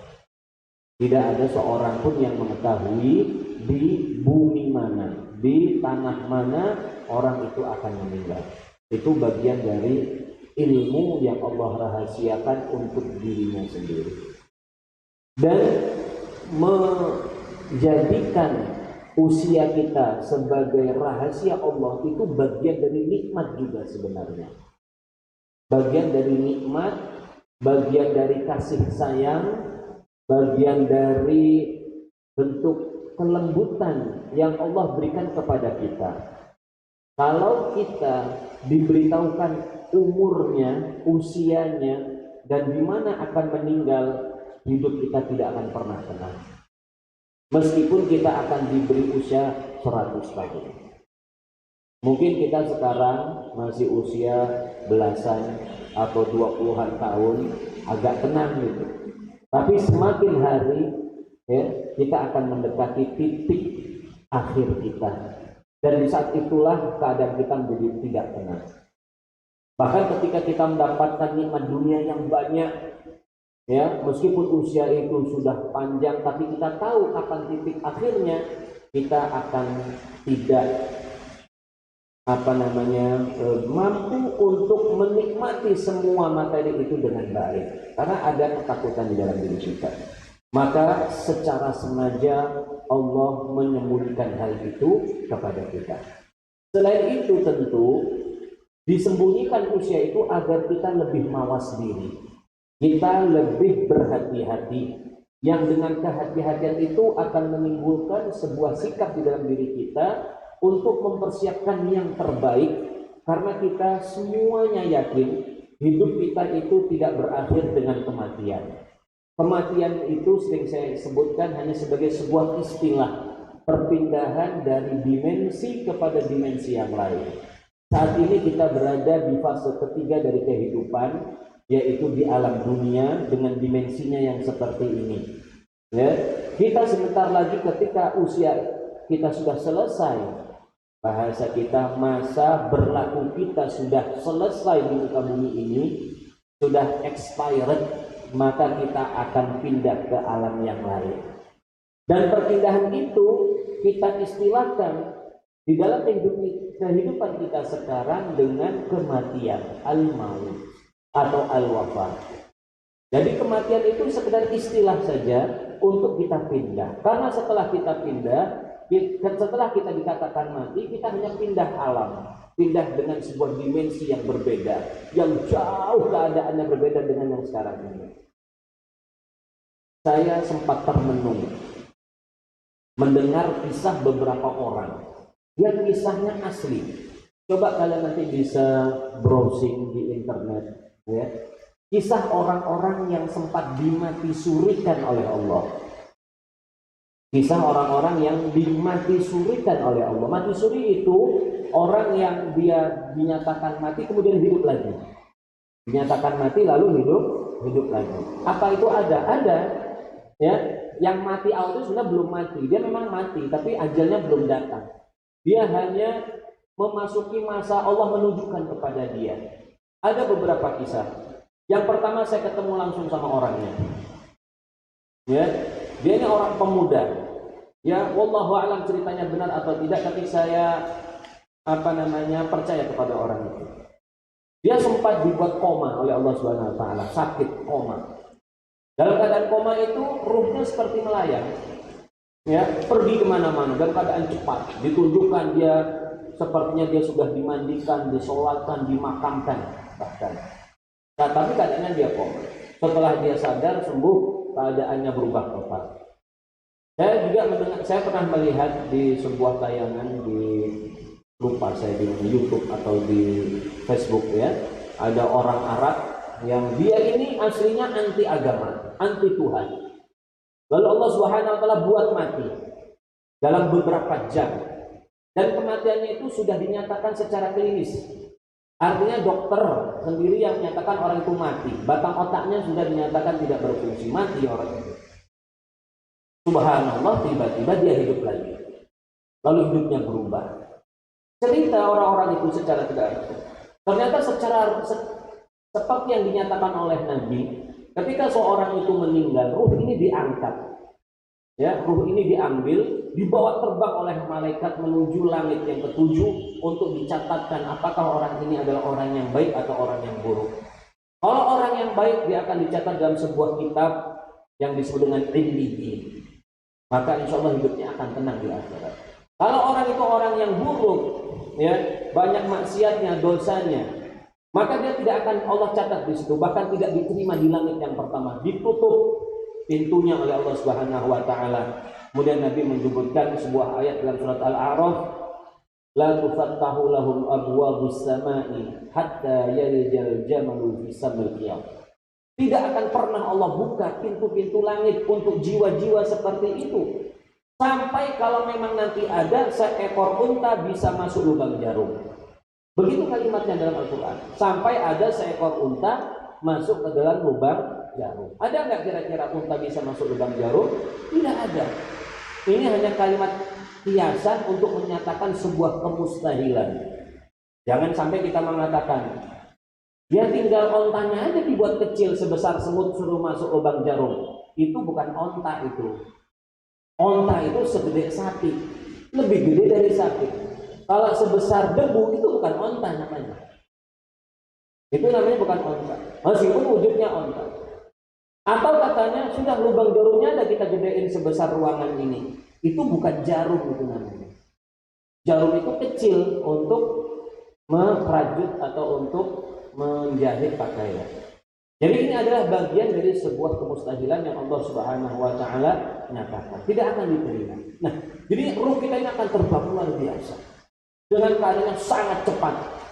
Nah, disitulah orang itu akan bingung, ada apa? Itu cerita orang yang di orang Arab itu. Saya bingung, terbang dengan sangat cepat. Saya lihat aja orang dengan cepat, ya, melihat macam-macam dia. Tapi kecepatannya luar biasa. Itulah proses ruh kita dibawa oleh Allah Subhanahu wa taala melalui para malaikatnya. Itulah kematian yang hanya menjadi proses atau istilah kita berpindah dari sebuah alam yang wujudnya seperti ini, alam berapa dimensi ini? 3 atau 4 ini.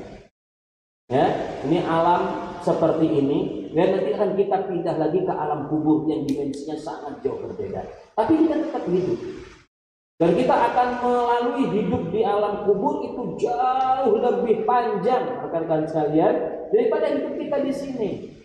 Hidup kita di sini, ya semuanya kita kalau hidup, ya, kita sudah tahu ukurannya. 60-70 tahun itu adalah rata-rata.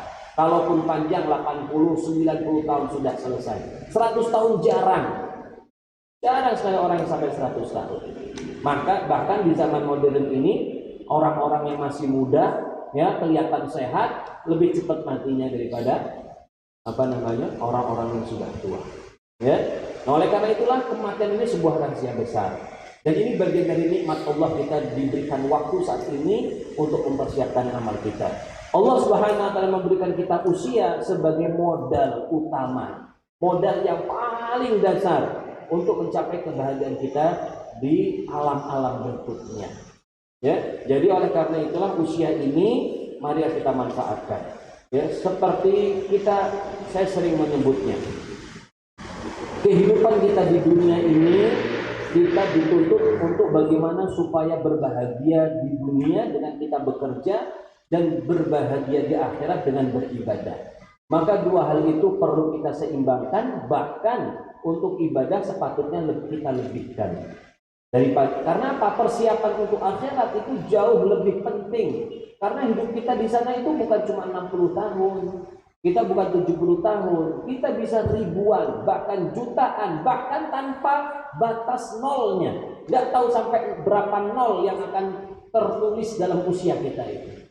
Kita sekarang kan hidup paling banyak nolnya 1. Ya, puluhan saja. Kalau di alam kubur mungkin nolnya 2. Alam kubur nolnya 2. Sampai nanti kita dibangkitkan lagi di hari kiamat.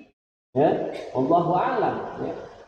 Kalau di padang mahsyar nolnya 3, ribuan tahun kita di padang mahsyar itu.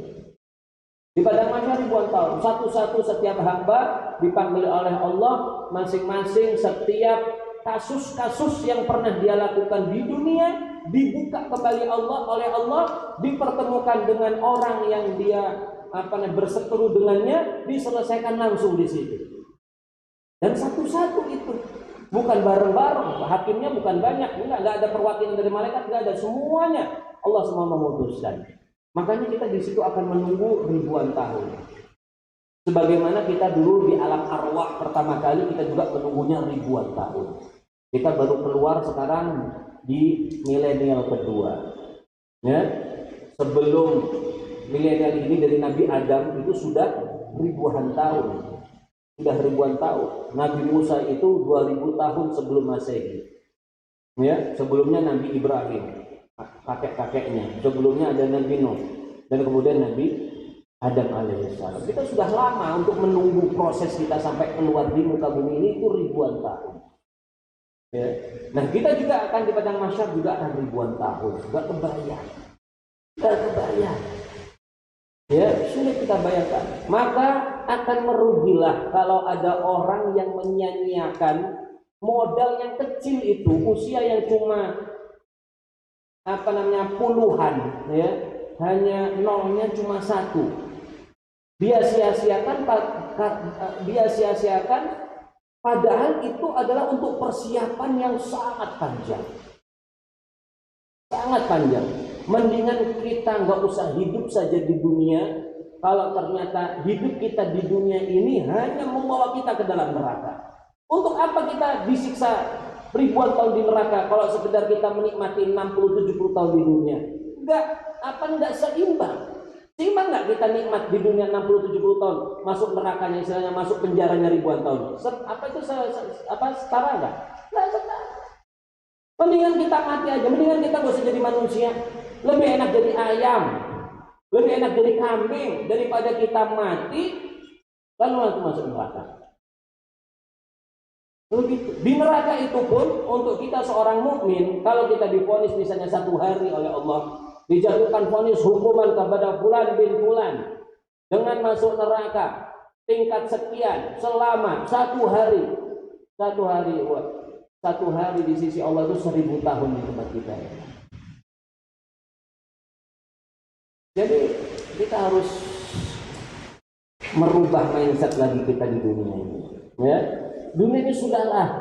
Ya, ambil secukupnya saja. Nggak usah banyak-banyak. Ya, nggak usah banyak-banyak. Kalau kita ingin mengambil persentase, justru akhirat harus kita berikan yang porsinya lebih besar. Itulah renungan kita terhadap usia. Renungan terhadap usia hakikatnya adalah renungan terhadap hidup kita secara global. Maka harus kita pikirkan baik-baik. Antum sekalian di sini masih muda-muda, masih di awal kehidupan. Alhamdulillah, bersyukurlah kepada Allah. Kalian termasuk orang yang hatinya itu Allah bersihkan saat ini mau dan bisa duduk di tempat ini meskipun hanya beberapa menit. Duduk kalian di sini akan menjadi sebuah kenangan yang luar biasa menyelamatkan kita nanti di hadapan Allah Subhanahu wa taala. Saat ini ada orang-orang seperti kalian seusia kita ini lupa dari Allah dengan segala kesenangan dunianya, dengan semua pelanggaran terhadap Allah. Bahkan ada di antara mereka nggak tahu bagaimana jadi orang baik karena nggak ada ngajarin. Orang tuanya dulu tidak peduli kepada agama, lingkungannya tidak peduli kepada agama. Jadi dia mau sholat aja nggak tahu, mau cari orang baik pun nggak tahu. Padahal secara naluri alamiah kita ini adalah seorang hamba Allah yang taat. Itu naluri kita begitu. Kita sudah istilahnya kalau kalau sistem dalam HP atau dalam komputer, laptop itu ada sistem awal sistem yang awal yang asli ketika keluaran pabrik itu kan ada, kalau kita format kembalikan ke masa kali nggak ada yang tahu, saya ini gaptek jangan apa sih sistem apa itu ya di uninstall tapi di format ulang nanti dikembalikan pada sistem awal. Jadi semua yang kita rubah itu kan kembali lagi ke awal. Bukan install ulang, bukan restart, bukan restart itu kan sistemnya tetap yang kita download tetap ada.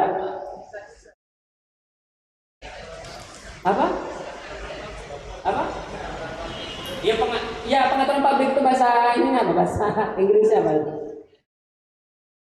Itulah ternyata masih banyak juga gaptek kayak saya. Jadi di reset ulang kayak kita itu keluaran pabrik gitu loh. Keluaran pabrik kita kan itu ada sistem kan, bisa jalan kan laptop kita atau HP kita. Keluaran pabrik kita itu sistem kita itu ada seorang hamba Allah yang suci, yang bersih, yang kalau diajar kebaikan langsung ikut, kalau ditunjukkan tentang Allah langsung tak tunduk kepada Allah. Ya, dan itu janji yang memang Allah berikan. Itu sudah disebutkan settingan awal kita itu dalam Al-Qur'an. Allah berfirman, wa id akhadha rabbuka min bani adama min zuhurihim dzurriyyatahum wa ashhadahum ala anfusihim alastu bi rabbikum qalu bala. Dan ingatlah ketika Tuhanmu itu mengambil sumpah kepada anak-anak Adam semuanya. Jadi kita dulu pernah kumpul jadi satu di sebuah alam namanya alam arwah. Semua kita sudah ada ketika itu. Umur kita sama dengan Nabi Adam dan orang yang terakhir di yaumul kiamat sama. Sudah diangkat sumpah oleh Allah. Lalu Allah mengangkat sumpah kepada semuanya, alastu bi rabbikum. Kata Allah, bukankah aku ini adalah Tuhan kalian? Kata Allah, qalu bala, betul ya Allah. Jadi settingan awal kita itu semua kita sudah menyembah kepada Allah. Tapi kata Nabi dalam sebuah hadis, kullu mauludin yuladu ala fitrah. Hakikatnya setiap anak itu dilahirkan dalam keadaan fitrah, bersih, suci. Belum ada instalan-instalan, belum ada virus, belum ada malware, ya, belum ada macam-macam dia buka ini macam-macam, nggak ada, bersih di HP, grace, masih ori semuanya, bagus, top. Tapi fa'abawahu yuhawidanihi, lalu orang tuanya lah yang menjadikan dia Yahudi, atau Yunasirani, atau menjadikan Nasara, atau Yumajisani, atau menjadikan Majusi. Kita nih yang pakai nih. Orang tua itu yang pakai, yang install anaknya mau dibuat apa itu orang tua. Maka kalau udah terinstall dengan program yang menentang Allah, ya rusak itu HP, nggak bisa dipakai lagi. Akhirnya tutup, wassalam, rusak, dia masuk neraka. Masuk sampah, masuk neraka. Mau bagus gimana nih HP ini? Udah kena virus, mati terus, segala macam hidupin atau macam-macam ada ini nggak bisa. Gimana caranya? Format ulang. Format ulang. Format ulang itu gampang apa enggak? Ya kalau di sini gampang, jangan betul-betul ya format ulang. Format ulang untuk otak kita itu enggak kayak pabrikan begini. Kecuali kalau yang mengformat Allah SWT sendiri langsung jadi langsung asli. Dan kita format sendiri. Makanya kalian bersyukurlah saudara-saudara sekalian, punya orang tua, punya lingkungan yang menginstal program-program kebaikan di pikiran kalian. Termasuk sekarang kalian bisa hadir ini karena ada program aplikasi yang membuat kalian datang ke sini. Bersyukur kepada Allah. Bersyukur kepada Allah. Dan jangan sampai program itu kalian rusak dengan virus-virus. Coba inilah program apa ini? TikTok. Masukkan ke. Kalau TikTok untuk ceramah bagus. Ya kan ada ustadz yang ceramah pakai TikTok, bagus. Ya, tapi kalau TikTok untuk melihat-lihat begini kayak ulat nangko, apa? Ya, jadi bersyukurlah. Saya yakin kita semua ini punya virus di dalam tubuh kita. Itu bagian dari sesuatu alami. Pasang antivirus yang benar, aktifkan, selalu diupdate itu antivirus. Kalau antivirus nggak diupdate, kan virus-virus baru bisa masuk, merusak kan? Karena malas kita update. Gimana update-nya? Ini nih sekarang kalian sedang update. Kalian duduk di sini 1 jam diupdate, dicas ulang, perbaiki, digedor lagi hati kita. Virusnya disapu keluar. Ya paling tidak, meskipun nggak bisa diluarkan, taruh di pinggirkan, dipojokkan di kerangkanya. Nggak bisa banyak berfungsi. Minimal itu. Kalau kita lupa update, lama-lama dia berontak, masuk lagi virusnya. Kalau terus itu dibiarkan virus ngeheng, otaknya ngeheng. Kalau ngeheng itu istilahnya kalau hati kita itu hati yang mati. Kalau hati yang mati mau disiram dengan air susah hidup kembali. Kecuali memang insinyur yang hebat. Kita ketemu seorang guru yang luar biasa ahli dalam masalah hati manusia. Ayo nak ikut. Digembleng, diajari, ini di format ulang itu tadi. Baru kita bisa bersih. Iya kalau kita bisa ketemu orang begitu. Kalau tidak, kita bawa ke toko, ini tolong perbaiki ini HP saya. Atau kebetulan HP bagus. Akhirnya spare partnya diganti sama dia. Kita karena salah ketemu salah ketemu orang. Kita minta tolong format HP, malah HP kita kelihatan bagus, ternyata isinya sudah diganti dengan KW-KW semua. Hidup sih hidup, tapi yang asli di bawah dia. Ini guru yang salah. Oleh karena itu, rekan-rekan sekalian, ini umur sedang kita bicarakan dalam usia Rasulullah SAW. Rasulullah SAW sebagai manusia juga Allah berkasih usia sebagai batas daripada kehidupan beliau. Berapa usia beliau? Kita sudah masyhur semua. Beliau dilahirkan, kemudian diangkat menjadi nabi ketika usia 40. Ya. Beliau berjuang di Mekah dalam dakwah pertamanya selama 13 tahun. Kemudian beliau berjuang dalam dakwah fase keduanya selama 10 tahun. Maka total usia beliau adalah 40 plus 13 plus 10 adalah 63 tahun. Itulah pendapat yang paling masyhur dan yang paling kuat di antara pendapat-pendapat para ulama. Ya, ini yang kita belajar seperti itu kurang lebih. Ya. Nah, akan kita baca di sini ya, secara cepat saja karena ini informasinya sekedar tadi itu. Usia 40, 13 tahun dan 10 tahun. Bismillahirrahmanirrahim. Qala al-mu'allif rahimahullahu taala wa nafa'ana bi 'ulumihi fid dharain amin. Qala Babu ma jaa'a fi sinni Rasulillah sallallahu alaihi wasallam. Bab mengenai apa-apa atau hadis-hadis yang menceritakan tentang usia Rasulullah sallallahu alaihi wasallam. Qala haddatsana Ahmad bin Mani'in qala haddatsana Rawh bin Ubadah qala haddatsana Zakaria bin Ishaq qala haddatsana Amr bin Dinar an Ibn Abbas radhiyallahu ta'ala anhuma qala makatha an-nabiy sallallahu alaihi wasallam bi Makkah 13 sanatan yuha ilaihi wa bil madinati 10 wa tuwfiya wa huwa ibnu 63. Diriwayatkan dari sahabat Nabi sallallahu alaihi wasallam yang bernama Abdullah bin Abbas. Beliau ini adalah sepupu Rasulullah sallallahu alaihi wasallam dan salah seorang sahabat yang salah seorang ulama dari kalangan para sahabat Nabi. Sayyidina Abdullah bin Abbas berkata, qala makatan Nabi sallallahu alaihi wasallam di Makkah 13 sanatan yuha ilaihi. Nabi sallallahu alaihi wasallam tinggal di Mekah selama 13 tahun yuha ilaihi, mendapatkan wahyu. Inilah fase pertama dari dakwah beliau. Ya, masa hidup beliau yang awal tidak banyak disebutkan karena hanya berkaitan dengan kehidupan pribadi beliau. Jadi kalau kita belajar sejarah dakwah dari Nabi, 40 tahun pertama itu tidak sepadat ceritanya dengan setelah 40 tahun. Nah, setelah 40 tahun. Jadi Nabi SAW di Mekah, beliau diangkat menjadi Rasul usia 40 tahun, kemudian mulai berdakwah 13 tahun. Wabil Madinati Ashran, lalu beliau dakwah di Madinah selama 10 tahun. Wa tuwfiya wa huwa banu 63. Lalu beliau diwafatkan oleh Allah dalam usia 63 tahun. Ya, inilah pendapat yang paling masyhur dalam usia Nabi Shallallahu Alaihi Wasallam. Ada pendapat yang lain, ada yang mengatakan 65 tahun, ya, ada yang menyebutkan 60 tahun dan lain sebagainya. Tapi pendapat-pendapat itu tidak masyhur, ya, dan ditakwilkan, ditafsirkan sesuai dengan pendapat yang masyhur ini, yaitu beliau itu wafat usia 63 tahun. Sebelum saya lanjutkan, rekan-rekan sekalian, di sini Rasulullah SAW seperti yang kita ketahui diangkat menjadi nabi usia 40 tahun. Usia 40 tahun itu mengapa?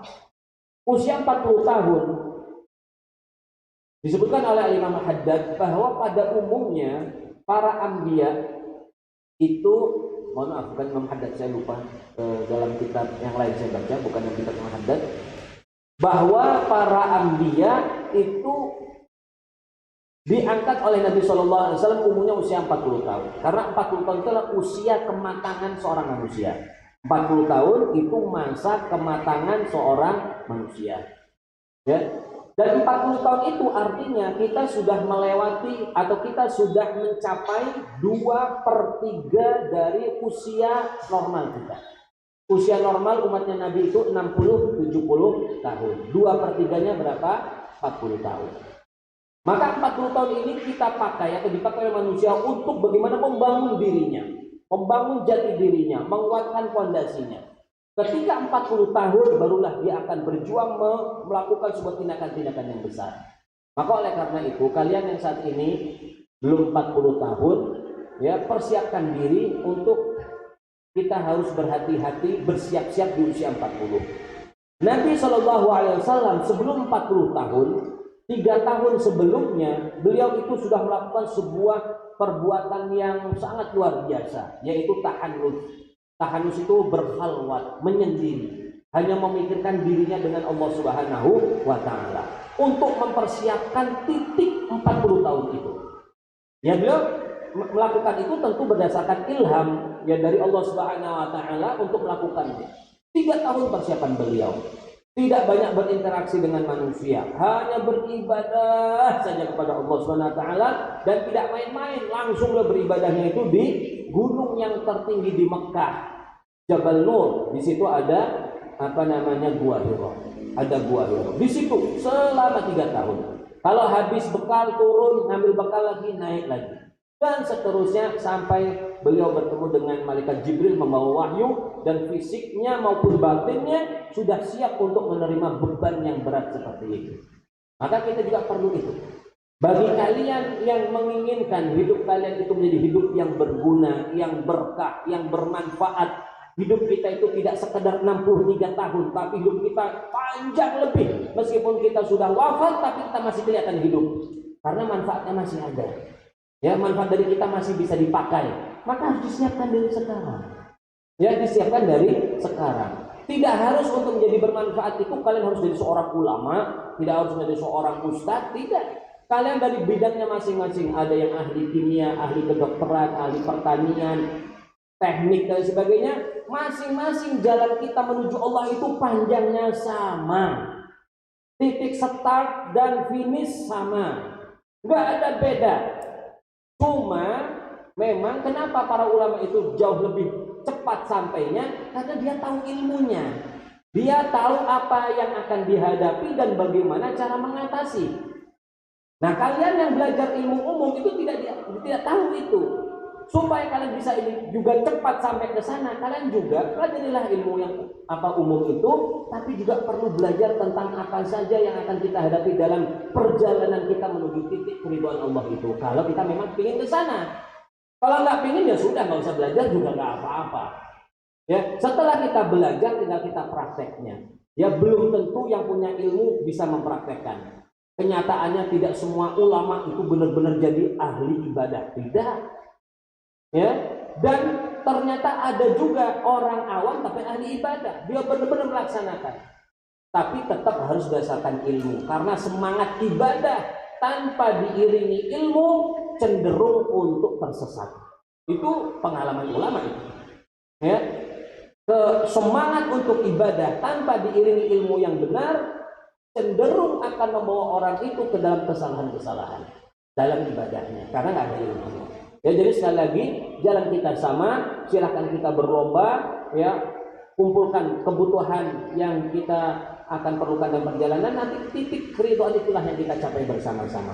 Nanti apakah kita akan habis waktunya, usianya di tengah jalan, atau kita sampai titik itu dulu baru kita meninggal, Allahu a'lam. Itu serahkan kepada Allah Subhanahu wa ta'ala. Kemudian hadis yang kedua, qala hadatsana Muhammad bin Bashar qala hadatsana Muhammad bin Ja'far an Syu'bah an Abi Ishaq an Amir bin Sa'd an Jarir an Muawiyah annahu sami'ahu yakhutub. Diriwayatkan dari Muawiyah radhiyallahu anha bahwa ia pernah berkhutbah, berceramah. Qala, berkata di dalamnya, mata Rasulullah sallallahu alaihi wasallam wa huwa ibnu 63. Rasulullah sallallahu alaihi wasallam wafat ketika itu beliau usia 63 tahun. Ini kata Muawiyah, ya, salah seorang sahabat Nabi radhiyallahu taala anhu wa arda. Wa Abu Bakr wa Umar, begitu juga Abu Bakar dan Umar usianya meninggal usia 63 tahun juga. Ya, Abu Bakar dan Umar itu juga 63 tahun. Ya, diwafatkan oleh Allah Subhanahu wa taala. Wa ana banu 63, dan aku sekarang ini usianya juga 63 tahun. Mungkin dia mengisyaratkan mungkin saya juga sudah siap-siap akan diwafatkan oleh Allah Subhanahu wa taala. Karena itu usia yang standar. Qala hadatsana Husain bin Mahdi al-Basri qala hadatsana Abdul Razzaq qala an Ibnu Jurayj an Az-Zuhri an Urwah an Aisyah radhiyallahu taala anha wa ardaha, dari Aisyah anna Nabi sallallahu alaihi wasallam mata wa huwa ibnu 63 sanah, bahwa Nabi sallallahu alaihi wasallam wafat usia 63 tahun. Jadi sudah ada 3 riwayat menyebutkan bahwa beliau wafat 63 tahun. Qala hadatsana Ahmad bin Mani' wa Ya'qub bin Ibrahim ad-Dawraqi qala hadatsana Ismail bin Ulayyah an Khalid bin al-Hadda qala anba'ana Ammar maula Bani Hashim qala sami'tu Ibn Abbas yaqul, aku mendengar Ibnu Abbas berkata, tuwfiya Rasulullah sallallahu alaihi wasallam wa huwa ibnu 65. Kata Ibnu Abbas dalam riwayat yang lain, Nabi itu wafat usia 65. Jadi ini mengatakan 65. Kata para ulama yang benar 63 sebenarnya. 65 kenapa 65? Mungkin Ibnu Abbas menghitung tahun lahir ditambah tahun wafat. Jadi tahun lahirnya berapa, tahun wafatnya berapa, dijumlahkan ditambah tahun hidupnya, maka menjadi 65. Ini pendapat ulama untuk menyatukan redaksi-redaksi yang berbeda-beda tadi. Kemudian ini saya baca cepat saja ya, karena isinya sama. Nanti setelah itu baru kita buka sesi tanya jawab. Qala hadatsana Muhammad bin Bashar wa Muhammad bin Aban qala hadatsana Mu'adz bin Hisham qala hadatsana Abi an Qatadah an Al-Hasan an Daghfal bin Hanzalah anna Nabi sallallahu alaihi wasallam qubida wa huwa ibnu 65. Diriwayatkan dari Daghfal bin Hanzalah bahwa Nabi sallallahu alaihi wasallam diwafatkan oleh Allah berusia 65 tahun. Qala Abu Isa wa Daghfal la na'rifu lahu sama'an min Nabi sallallahu alaihi wasallam wa kana fi zaman Nabi sallallahu alaihi wasallam rajulan. Qala hadatsana Ishaq bin Musa al-Ansari qala hadatsana Ma'nu qala hadatsana Malik bin Anas an Rabi'ah bin Abi Abdurrahman an Anas bin Malik annahu sami'ahu yaqul, bahwa Anas bin Malik berkata, ini hadisnya agak panjang, pernah dulu kita sebutkan di awal-awal kitab. Ini isinya tentang sifat Nabi. Ya, saya nggak akan jelaskan kembali, saya baca secara cepat saja. Karena Rasulullah SAW laisa bitawilil ba'in. Rasulullah SAW itu perawakannya tidak tinggi yang keterlaluan. Ya, wala bil qasir. Nabi juga tidak orang yang pendek. Wala bil abyad amhaq. Tidak pula kulitnya warnanya putih yang terlalu putih, yang pucat, yang jelek. Wala bil adam, tidak pula warna kulitnya itu gelap, ya, hitam atau coklat dan lain sebagainya. Tapi beliau putih, putih yang terang dalam riwayat yang lain. Wala bil ja'dil qatib, rambut beliau itu tidak keriting yang melungker-lungker, yang melingkar-lingkar ya, yang seperti itu. Wala bisabt, tidak pula lurus ya, seperti kita ini banyak di Indonesia lurus, tidak. Jadi Nabi itu antara keriting lurus ya, bahasa kita ikal lah ya, ikal atau agak keriting sedikit. Ba'athallahu ta'ala ala ra'si arba'ina sanah, Allah mengutusnya ketika usianya 40 tahun. Jadi ingat ya, 40 tahun itu usia krusial kita. Siap-siap itu 40 tahun. Jangan disia-siakan. Itulah titik tolak hidup kita. Fa'aqama bi Makkah 10 sinin. Beliau hidup di Mekah 10 tahun. Nah ini, mengatakan 10. Sebenarnya kata para ulama 10 ini maksudnya adalah dia ngitung puluhannya aja. 13 itu kalau diambil puluhan kan 10 ya, istilahnya digenepin ke 10 gitu ya, digenepkan jadi 10. Ada juga ulama mengatakan 10 tahun itu adalah 10 tahun terima wahyu, karena ada 3 tahun beliau tidak terima wahyu menurut pendapat sejumlah ulama, namanya fatratul wahyi. Fatratul wahyi itu masa di mana Nabi sudah diangkat menjadi rasul tapi tidak turun-turun wahyu. Selama pendapat ulama ada yang mengatakan sampai 3 tahun. Ya, seperti itu namanya masa jeda wahyu. Wabil Madinati 10 sinin, di Madinah hidupnya 10 tahun. Tawaffahu Allahu ala ra'si sittina sanah, Allah mewafatkan dalam usia 60 tahun. Walaysa fi ra'sihi wa lihyatihi 20 sya'ratan bayda. Dan tidak ada di rambut maupun jenggotnya 20 rambut putih. Bayangkan, Rasulullah usia 63 tahun wafat, total uban di kepala dan jenggot tidak lebih dari 20. Kelihatan masih segar, masih pemuda Rasulullah SAW. Hadis yang terakhir, qala haddatsana Qutaibah bin Sa'id an Malik bin Anas an Rabi'ah bin Abi Abdurrahman an Anas bin Malik nahwa. Hadis riwayat ini hanya menguatkan riwayat yang berikutnya ya. Inilah beberapa hadis yang berkaitan dengan usia Nabi. Ya, berikutnya minggu depan kita bicara di sini bab yang ke-54 tentang keadaan bagaimana Nabi SAW wafat. Ya, mudah-mudahan kita bisa hadir, kita bisa dengar cerita langsung dari para sahabat bagaimana keadaan wafatnya Nabi SAW. Baik, rekan-rekan sekalian, masih ada sedikit waktu, mungkin sekitar 10 menit paling lama. Jika ada yang ingin bertanya dipersilakan.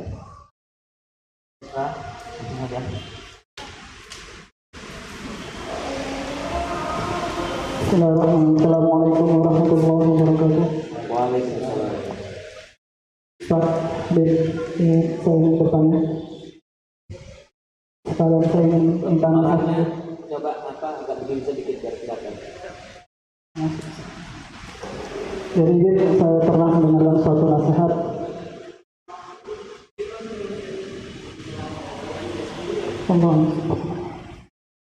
Jadi nasihat ini, habiskanlah usia muda untuk agama. Jika tidak, maka usiamu tetap habis juga tapi di luar agama. Saya agak kurang jelas suaranya. Agak jauh sedikit ini saya. Ya, jadi tadi saya pernah dengar nasihat. Ya. Habiskanlah usiamu untuk agama. Iya. Jika tidak, maka usiamu pasti akan habis juga, tapi di luar agama. Maka saya ingin minta nasihatnya, bagaimana cara kita untuk mensyukur nikmat kita, nikmat yang telah Allah berikan kepada kita, dan memanfaatkan sisa-sisa umur kita ini agar selalu istiqomah dalam amal agama. Yang pada hakikatnya diri kita sendiri ini pasti akan mati. Insyaallah. Baik, kurang lebih tentang nikmat dari kehidupan seperti yang tadi saya sampaikan ya, sebagian tadi. Kita bisa bersyukur kalau kita merasa bahwa nikmat atau sesuatu yang Allah berikan itu bermanfaat untuk kita. Kita akan mudah bersyukur, mudah berterima kasih kalau sesuatu yang diberikan kepada kita itu ada sesuatu yang kita anggap manfaat. Kalau kita nggak merasa ada manfaatnya, kita biasa-biasa sama itu. Atau kita nggak nyadar, kita nggak sadar, kita akan biasa-biasa saja. Coba kalian semua ini. Alhamdulillah kita semua tanpa terasa kita diberikan organ tubuh yang lengkap. Jantung jalan sendiri, nggak usah pakai nggak ada sistem-sistem khusus, nggak harus diinstal, nggak ada harus update, nggak ada. Jalan sendiri 60 tahun. Paling hebatnya mesin itu ya mesin tubuh kita. Saya pernah ketemu mesin yang berjalan itu 6 bulan, 8 bulan, nggak berhenti-berhenti. Saya pernah ketemu mesin begitu, ternyata ada yang lebih hebat. Mesin kita sendiri itu lebih hebat. Kita punya motor, coba dihidupkan 2 hari 2 malam, nggak berhenti-berhenti. Besoknya masuk bengkel. Baru 2 hari. Baru 2 hari, apalagi motor second.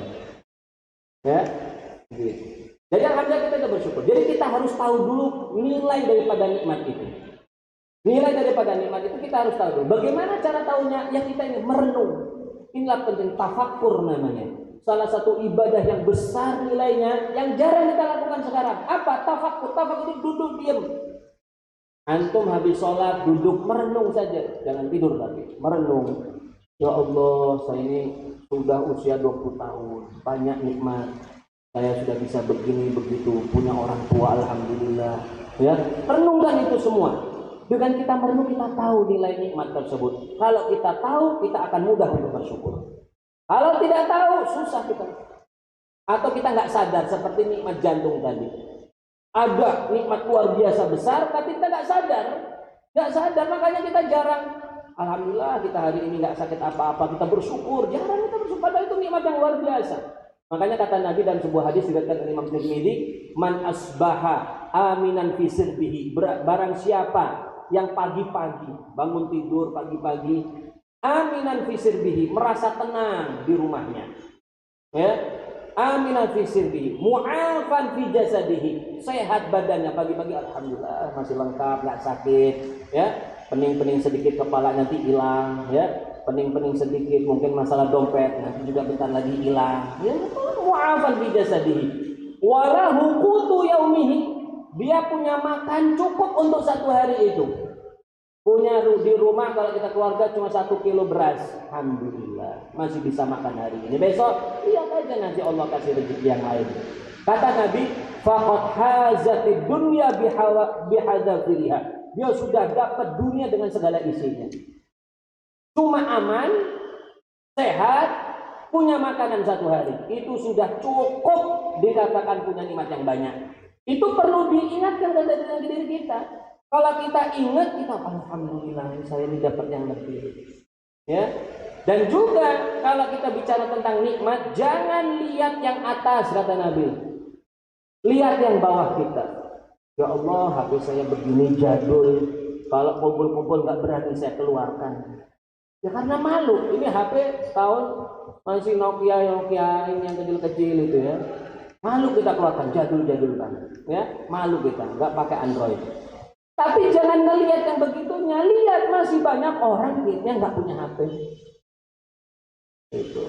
Nah, supaya kita banyak bersyukur seperti harus belajar, harus mengetahui, harus selalu diingatkan. Maka sering-seringlah kumpul dengan orang-orang yang baik, berusaha istiqomah, dikit-dikit, ya. Insya Allah dengan kita selalu bersyukur itu kita akan dijaga oleh Allah SWT dalam istiqomah dalam iman. Dan masih banyak tentu saja ya cara-caranya. Intinya selalu berkaitan dengan para guru-guru kita untuk mengingatkan tentang dunia.